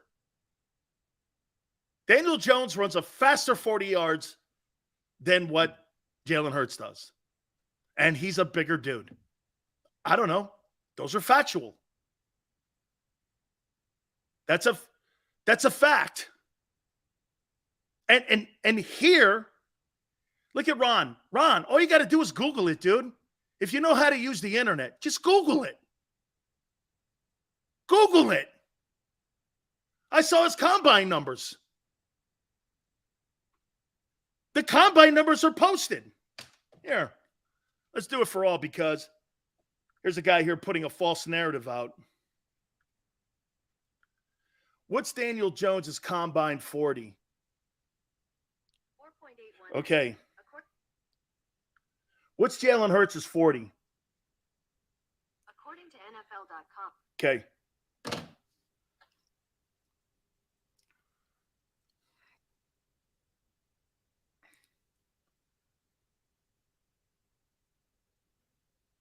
He squats 600. Let's get into this.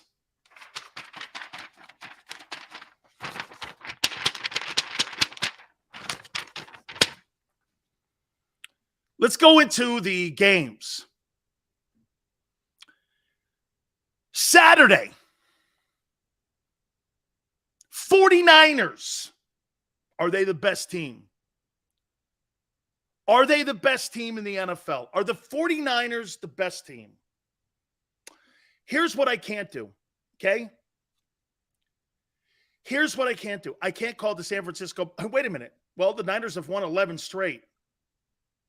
The Niners have won 11 straight ball games. The Eagles are 2-2 in the last 4. Who's better? I got to keep it real. The Niners look good. Okay. Would I take Jalen Hurts over Brock Purdy? Yes. Yes. Brock Purdy, though, 332 yards, 3 touchdowns, playoff win, 41-23. Look at Niners. Wait a minute. Niners, you guys haven't lost in 3 months? You guys haven't lost in 3 months? Wow. They do look good and will be a challenge. Dank, can I tell you, Dank? I think you'll be favored by 2.5 if it's 49ers and Eagles. And if the Eagles are healthy, it is going to be one whale of a ball game. It's going to be one whale of a ball game. The Niners and the Eagles, in my opinion, could be the Super Bowl. That game could be better than the Super Bowl game in Glendale. Okay? It could be better. Could be better. Those two teams, I mean it, man. And you know what it might come down to? You know what it might come down to? Who's the healthiest? Right? Who's the healthiest? Because if the Eagles get healthy and they look like the September, October Eagles, I would say this to you, man. Hey, that football team and the Eagles are going to put a show on.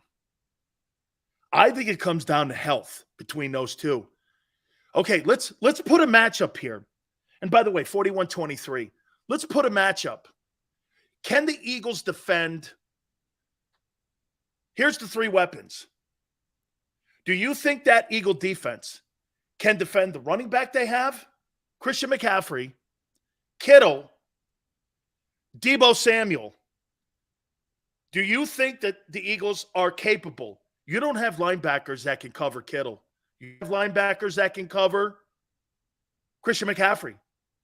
And you're suspect on stopping the run. That's the Achilles heel to this Eagle team.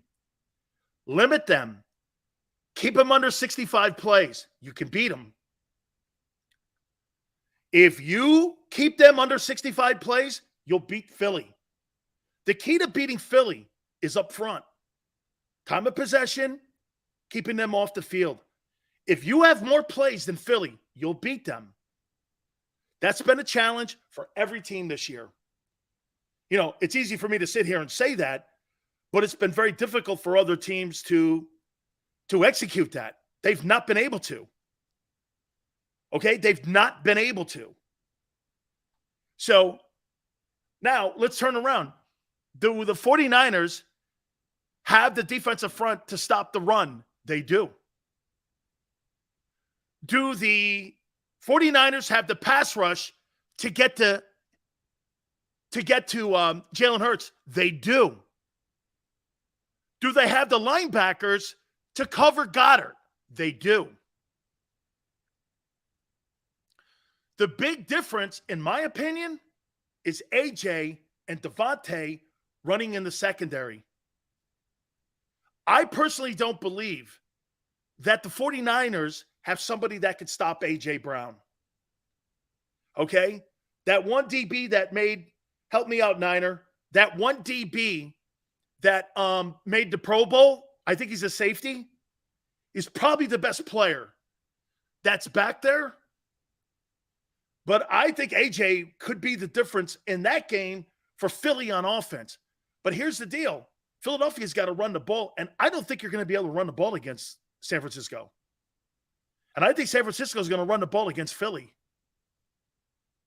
Okay? They have all year. You can't stop the run. You haven't all year.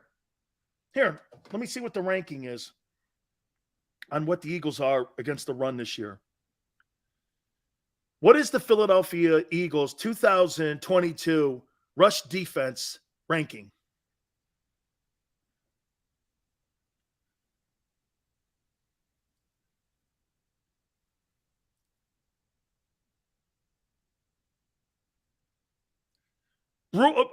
Yale, do you know that?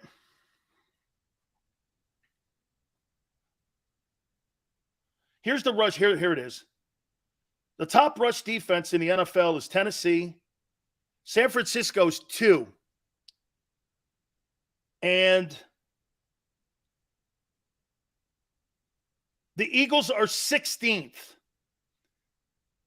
It's improved, actually, from 24 before you got Sue. So it's around, they're tied for 16th with Tampa, the Jets. So they give up 100. How much? Oh, wait a minute. Okay, this is the whole season. Okay. They give up 121 yards a game.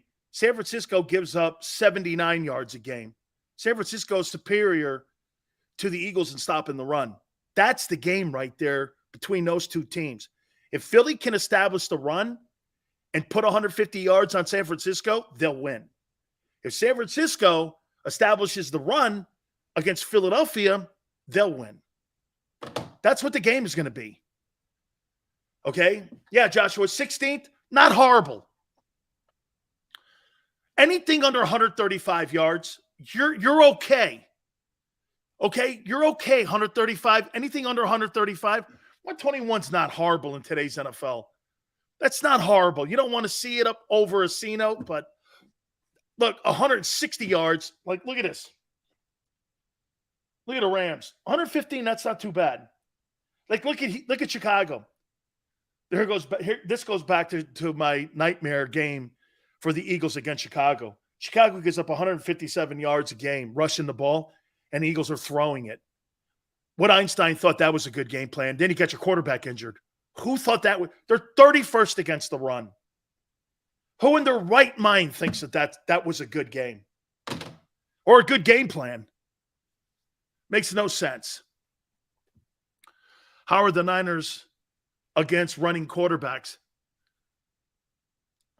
Pretty good. They're second in the league.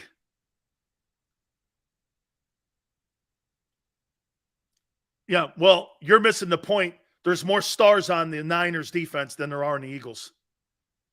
Hassan Reddick is not Nick Bosa. Not near. They're better stopping the run than you. Their linebackers are superior to you. At every level, they have a Pro Bowler. You don't. They have a first-team Pro Bowler at every level on defense. Every level. You don't. You don't. They have the best offensive tackle in the game. They've got the best dual threat running back in the game. They got a wide receiver that is very compatible and comparable to A.J. Brown. A.J. Brown is not better than Deebo Samuel. He's not. They're the same. And I think the three guys that are the same, I think DK Metcalf, A.J. Brown, and Deebo are the same dude. I think they're the same dude. Okay? Niners have four first-team All-Pros. Okay? Dank. First-team All-Pros. You have Kelsey, Lane Johnson, and who else? Who else is a first-team All-Pro? Who else?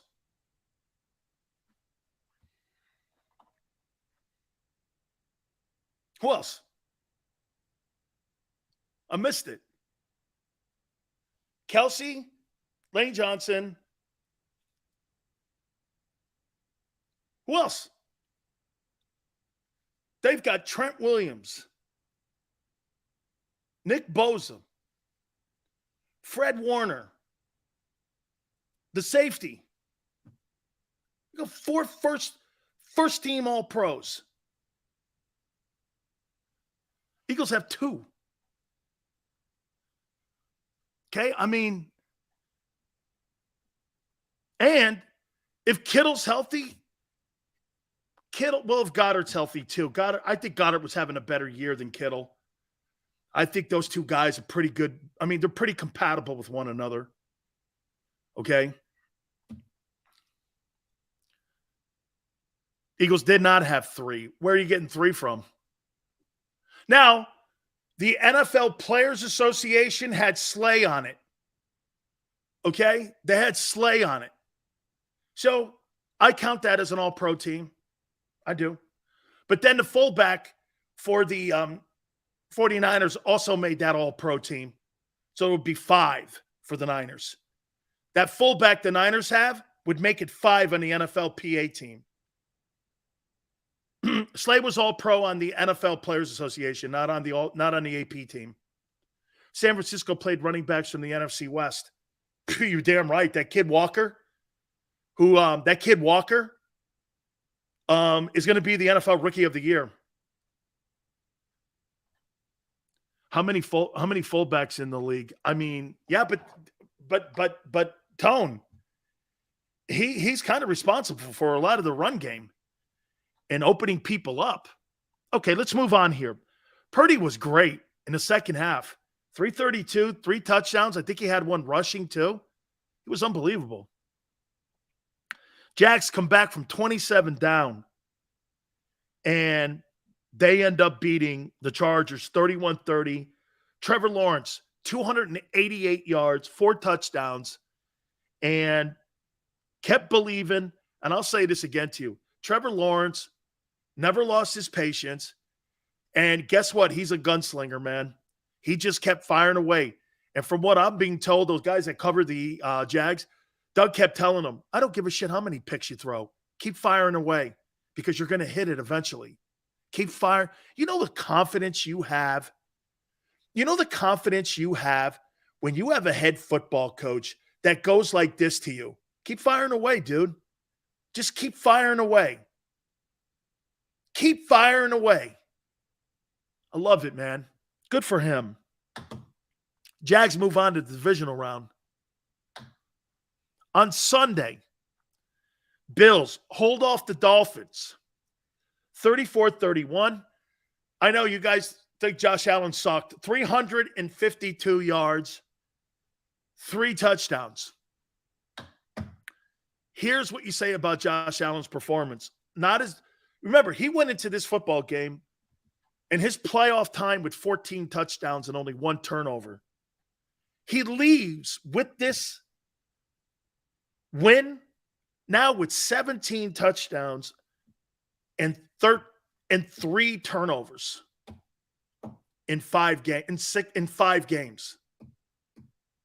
So when you say that he hasn't done anything, he's got 17 postseason touchdowns to 3 interceptions. And he threw for 352 yards.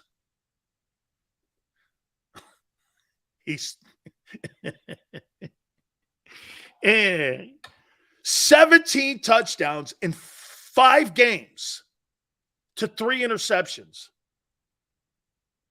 Unbelievable. He didn't have his best game, and he still threw for 352 yards. Well, you lost to Tyler Heineke. You guys keep forgetting that. You lost to Tyler Heineke and almost to a dude named Webb. And Andy Dalton beat you. Andy Dalton and Tyler Heineke beat the Eagles this year.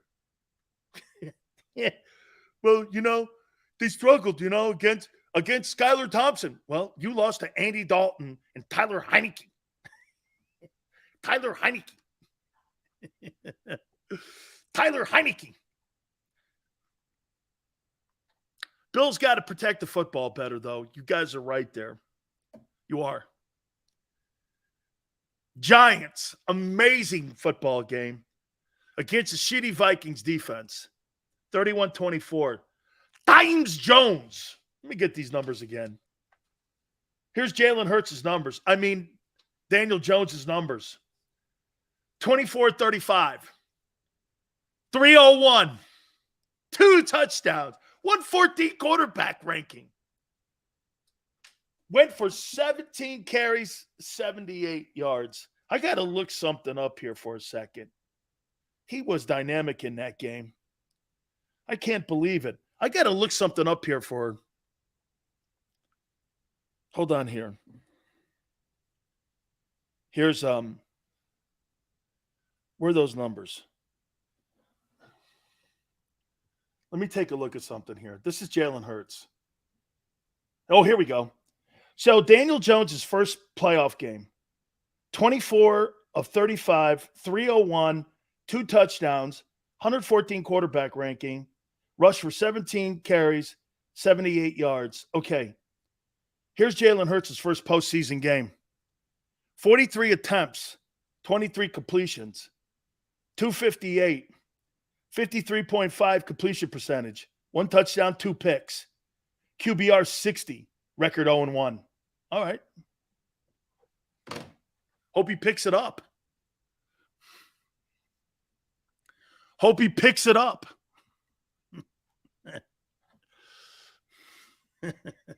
Hope he picks it up. Hey, wait a minute. East Camden. What's the best postseason moment Jalen's ever had? SEC title game when, what's his name, put him in for Tua. And he saved that game. Other than that, they've been terrible. Terrible. Ravens have a chance to beat the Bengals. And this was a defensive football play that turned that thing around. 24-17, tough game. I don't really think Joe Burrow played all that hot in that ball game. I really don't. I don't think he really played all that hot. I don't think he played.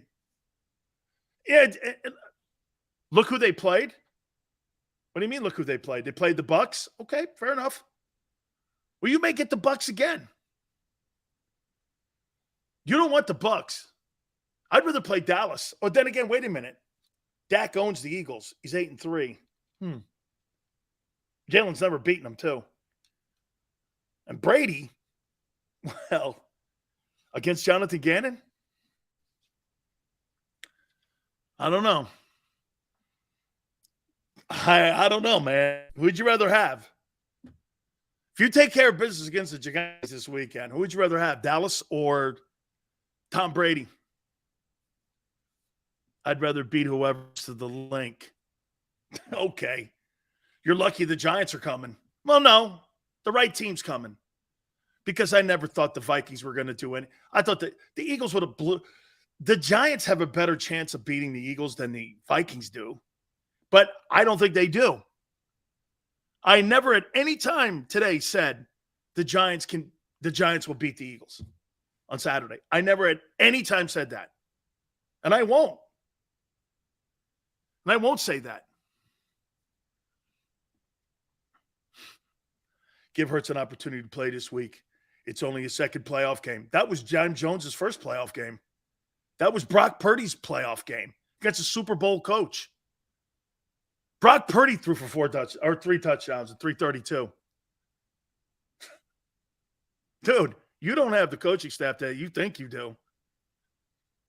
You don't. You fired the guy who would have made your – hey, if Doug Pederson was still the head football coach in Philly, the chances of you winning the Super Bowl would have been 10 times more. Instead, you got bookworms and CPAs as your guy, as your head coach, and DC and OC and like, do you know what I think Nick Sirianni and Jonathan Gannon would do in another life? They would make like maps.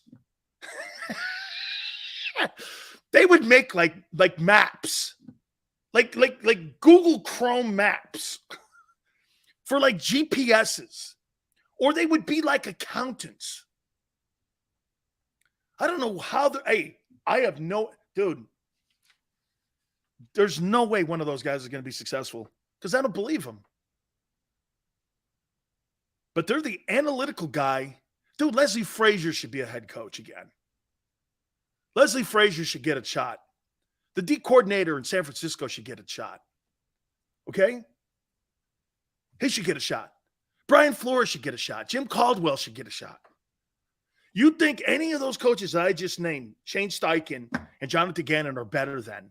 Come on, man. Not even remotely close. Not even close. I'll tell you what, I'd rather hire a guy who failed at a job before as an NFL head coach than a guy who's never been in an important role in his life or has had experience. When Mike Shanahan got the job in Denver, he shit the bed with the Raiders. But that didn't stop Pat Bowlen from hiring him. Okay? It didn't stop him. And when Bill Walsh got the job in San Francisco, Bill Walsh was the offensive coordinator in Cincinnati for Paul Brown.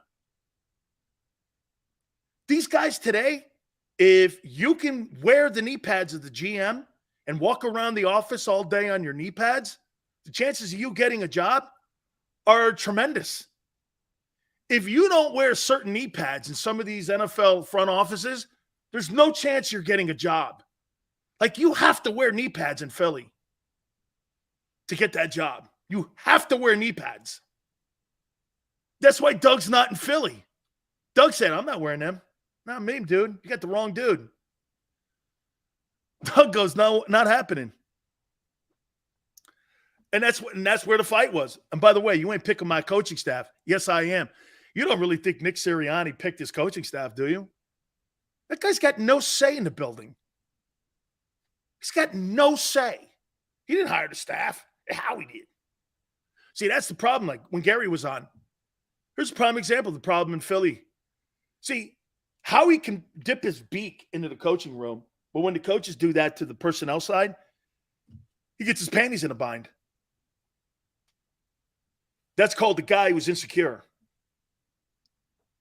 That's an insecure dude. And that's why he fires everybody. Gets rid of them all. Howie. And that's why he stands out front of the locker room, waving at everybody. My team. I did this. Me, I did it. My guy, I hired him. He's my guy. Oh, yeah. What a blowhard. Seriously. What a blowhard. It's a top-down structure. Okay, let's take a look at that. It's a top-down structure. How many times do you think that gets in the way? So, dude, I'll tell you, Yale, my problem with Roseman, he gets credit for burning the house down and then building it back up. There's no consistency to it. And your teams aren't built for long-term runs. Yeah, the Philadelphia Eagles are never built for long-term runs. The only time they were built for long-term runs was under Andy. Because Andy had stability in the room and he had say as the coach. Him and Joe Banner built it together. There was some type of structure and I would say there was a better working relationship with Joe Banner and Andy Reid than Andy Reid and Howie Roseman or Roseman and any coach. Howie doesn't have very good working relationships unless the coach is his boy. Yeah, Malcolm goes, at least he builds it back up. Okay, you're right. But there's no consistent winning. Well, that's not true. Since 2000, the Eagles have won more playoff games than every team in the NFC East combined. Giants have more Super Bowls, but I think the Eagles have probably been more. No, not probably, have been. It's a formula. It works. Okay. Okay, but you're never going to build a dynasty like that. 16 free agents this year. You understand, the Eagles are tearing this down in the offseason again. The team is being torn down again. There's a ton of free agents. The whole 16 of the 22 guys are free agents. That's a ton of dudes. That's a ton of dudes.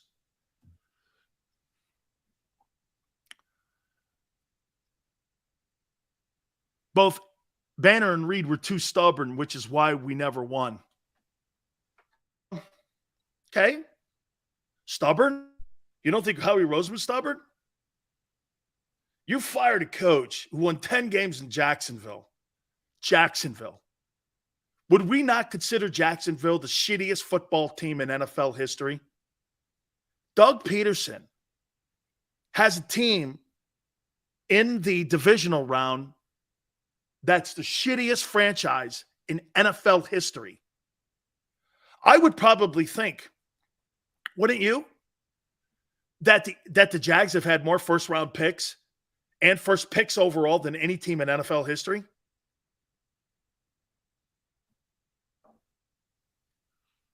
Joseph goes, no one is building a dynasty anymore. It's free agency.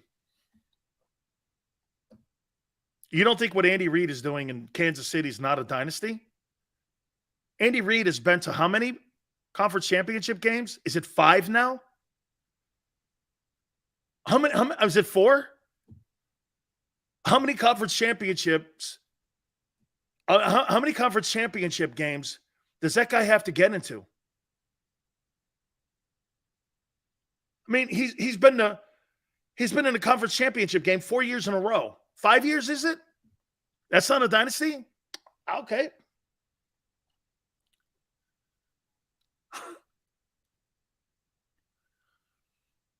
You build in free agency? I think you build with a quarterback. Once you have the quarterback, you can lose Tyreek Hill. Dude, Kansas City's never going to shit the bed. The only way they're going to shit the bed is something happens to Mahomes. Mahomes is always going to throw you into a title game. That guy's always going to throw you into a title game. And as much as you guys hate on Josh Allen is 14-3. Well, he throws the ball. He has a lot of turnover. He's 14-3. You tell me about your jigged up stats, and you tell me about all the stats in Philly. Okay, he's got turnover issues. When they clean it up, my God, are they going to go undefeated? He's 14-3. 14-3.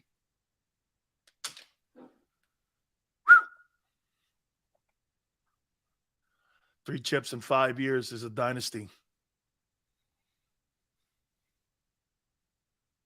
Cowboys, probably the last. Well, besides the Pats,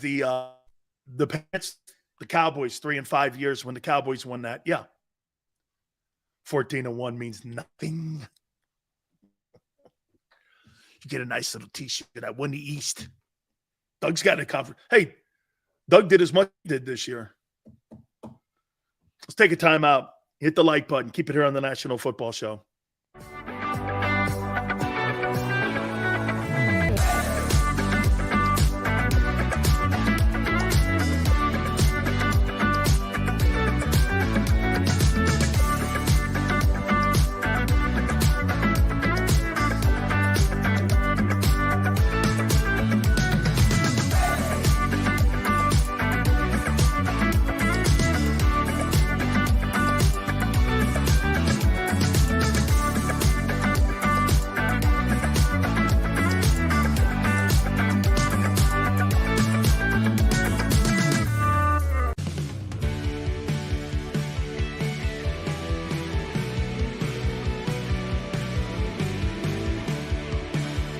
My name is Dan Sileo, and I'm a managing director here at Del Valle Insurance Group. Been in the business for over 36 years, saving people money on their insurance needs. Give us a call. Let us help you custom design an insurance plan that meets both your needs and budget.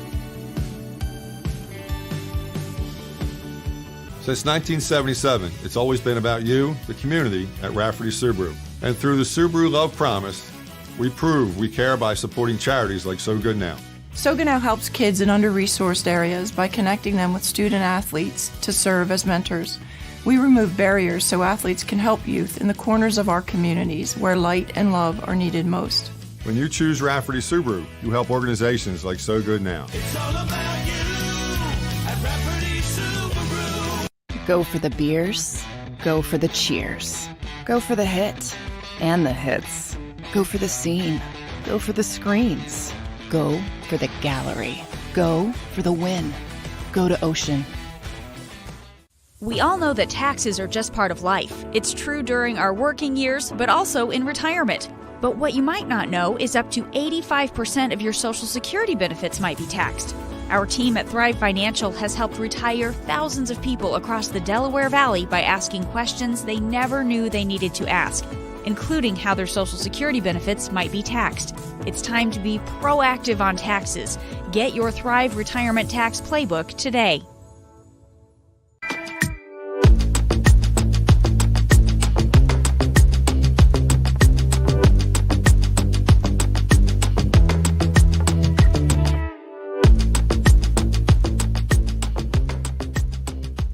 Game show with Seth Joyner. I knew that they had a running game. Derek Gunn. He has put in the effort. Devin Caney. Had we not won the Super Bowl, what would we be saying? And Mike Missinelli. Well, you know who Philly is. Post game, now streaming on the 6ABC family of apps.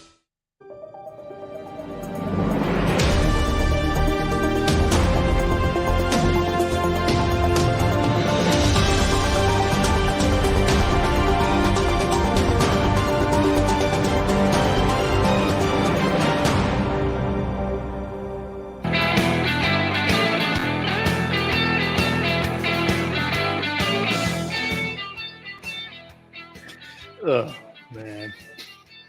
Angelo's right. Angelo's right. He told me it was like stealing for 30 years. Oh, he's so right, man.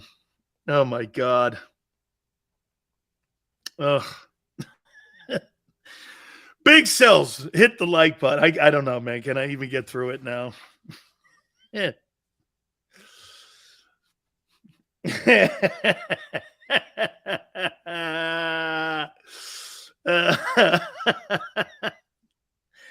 Oh my God. I'll tell you this, man. I'll give you guys credit for this. Philadelphia is the greatest sports talk market in America. And if I had to put places that I'd want to talk, it'd be Buffalo, New York. I know this is going to sound crazy. I don't want to talk in New York. You think there's really a lot of great Giant fans in New York? It's a Yankee town. It's Yankees. Nobody likes the Knicks. The Knicks haven't been good since Nixon was the president. I mean, the last time the Knicks were good, Nixon was in the White House. The last time the Jets were good, hey, Nixon was in the White House then too. Okay? The Mets, they haven't been good since Clinton was in the White House. I mean, New York, LA blows. And I had a show there. It blows. Why are you talking so mean about the Dodgers? Well, prior to the asterisk World Series, you guys hadn't done shit. And they go, what do you call it, an asterisk? I mean, well, come on, the COVID. I mean, you got everybody in baseball had a cow with the sniffles. Guys, get the sniffles. I don't want anybody in the stands. And you're like, okay, I get the COVID stuff. I'm not going there with that. I'm like, but they don't want anybody around. Baseball was like stupid. I'm moving the All-Star game out of Atlanta. Why? Atlanta too, not interested. Not interested. Pittsburgh. Isn't it funny? All the really cool markets are really hardcore football markets. Philly, Pittsburgh, Buffalo. Right? And if you go to the South, then you're talking college football. Nobody in the Northeast likes college football unless it's Penn State or Notre Dame. Okay? It's like clockwork too there, Xander. If it's not Notre Dame, it's Penn State. How many people do you really think talk Temple football? Hey, Joe Klecko, I get it. I get it. Hassan, I get it. I understand. I go, but Temple, come on, man. I mean, Coach Chaney is the only, I mean, I knew Coach Chaney back in the day. Green Bay with Chicago is a great sports talk town. Chicago. All those hardcore blue-collar places, New York and L.A. How funny is it? New York and L.A. are the shittiest sports talk places in the country, and it kind of mirrors our politics. Okay? Everyone thinks that our country is New York and Los Angeles. No. Our country is based on the football fan, Middle America and the South. That's the base for football. Nowhere else. Midwest, up those cities, Pittsburgh, it stops at Philly. Well, the Patriot fan base is pretty cool. I think the Patriot fan base is pretty tough. Atlanta sports media is all college. It is, Joseph. Amen. You're correct. Hey, Yale. No disrespect, man. Okay. I don't know why Temple's not really a great place. I mean, I don't know if they play at Franklin Field still. I've actually been to the Penn Relays. I was invited to the Penn Relays. And Franklin Field is cool. Tone goes, why is college football bigger in the South and pros bigger in the North? Because Notre Dame dominated the Midwest and the Northeast. The Subway Irish fans. That's all you have. I mean, even in New York, Syracuse is not a big program. Only when you get past New York and you get up near Rochester and Albany, that's when you start talking about Syracuse football. But BC's not a big place. And the only time they ever talked about Boston College is when Flutie was there.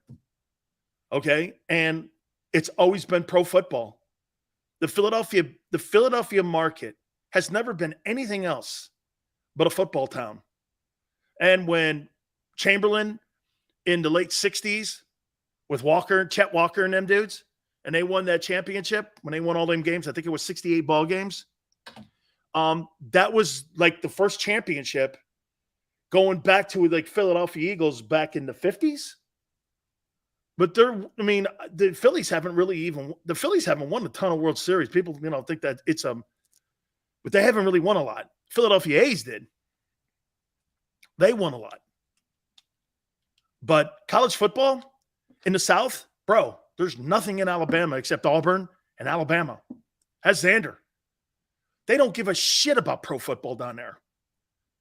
They don't care. And you know what they used to pipe in? And so Tone, do you know what they used to pipe in? They used to pipe in New York Giant games in the South. They used to pipe in Giant games.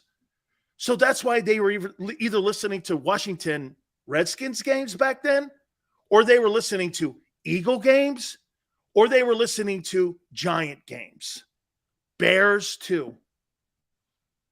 But outside of that, they don't give a shit about pro football. If I put 2 tickets on a table in Jacksonville, Florida, let's do this. If I put 2 tickets on the table for Jacksonville, Florida, one was for a national championship game for the Gators, and one was for a Super Bowl for the Jags. What tickets would be grabbed more? The Gator tickets or the Jag tickets? Gator tickets. Gators. Gators are the most popular football team in Florida. It's not close. They get 700,000 people in the state every weekend listening to Gator football. They won 2 national championships in college football or college basketball.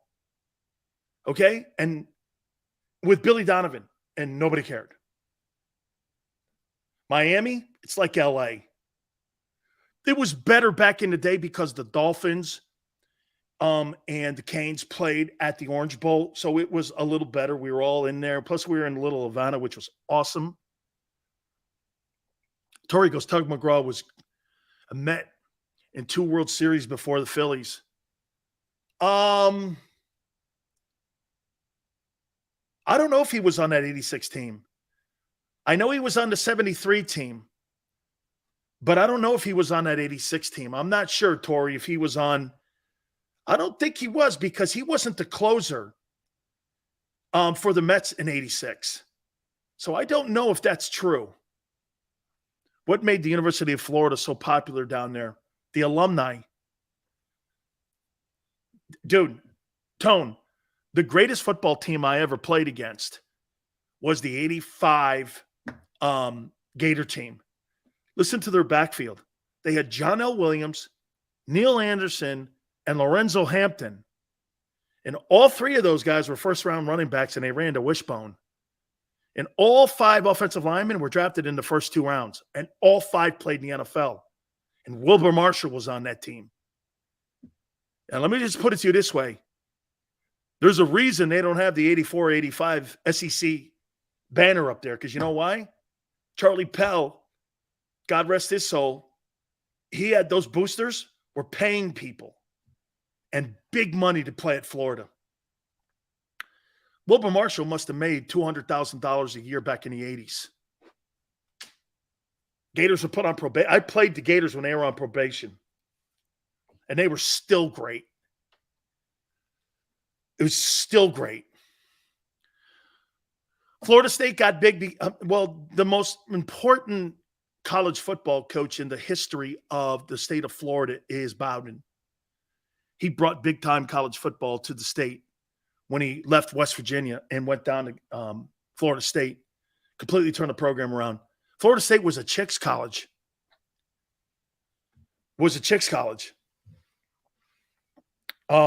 Yeah, I mean, they had no history. It was a chicks college. And Coach Bowden, who I have great respect for. All right, tonight's game.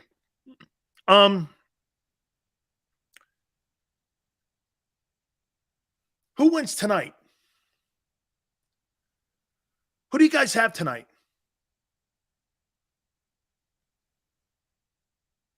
Who wins tonight? What do you got, Xander? Tone, let me hear you too. Xander says Bucks. Bucks. Brady and the Bucks. Dude, that means you get the Bucks. That means you're going to get the Bucks. Because hey, as much as I gave you guys some shit, I think you're playing. I think you're beating them Saturday night. That's a Philly chat right there. Dude. Bucks. Brady owns the Cowboys. Toss up, Greg. Here's what I say. I hate to say it, but Brady will go out like Breeze. Nobody picking no Cowboys in this. Wait a minute here. Xander just said it. You guys, hey. That I should have known better. I can't ask a question. Look at Nate. Nate, it probably made him vomit in his mouth when he said probably the Cowboys. Nate, did it make you throw up? Forget the question. You guys can't pick the Cowboys. It's just not in your DNA, man. It's just not in your DNA. You're right, Xander. I should never have asked that, man. Okay, I'm going Buccaneers. 30-27. The key tonight will be no turnovers. They get Vita back, and Ryan Jensen's back. That's a big deal. How much condition is he in, though, to center for the Bucs? So I think the Bucs win tonight in a close one. Brady can't turn the ball over. Dak does. Guys, you've been great. What a great week. Divisional round. The Eagles have everything in front of them right now. Amazing. Tone, great stuff. Xander, awesome. All of you, thank you. You guys are great. Enjoy the game tonight. Have a lot to talk about. All the schedule will be set up for this weekend for the NFL playoffs, divisional round. And the only place you have to stay, guys, is with us here at JAKIB Sports. We really appreciate it. Till tomorrow, 3 to 6 Eastern. We'll see you on the flip side.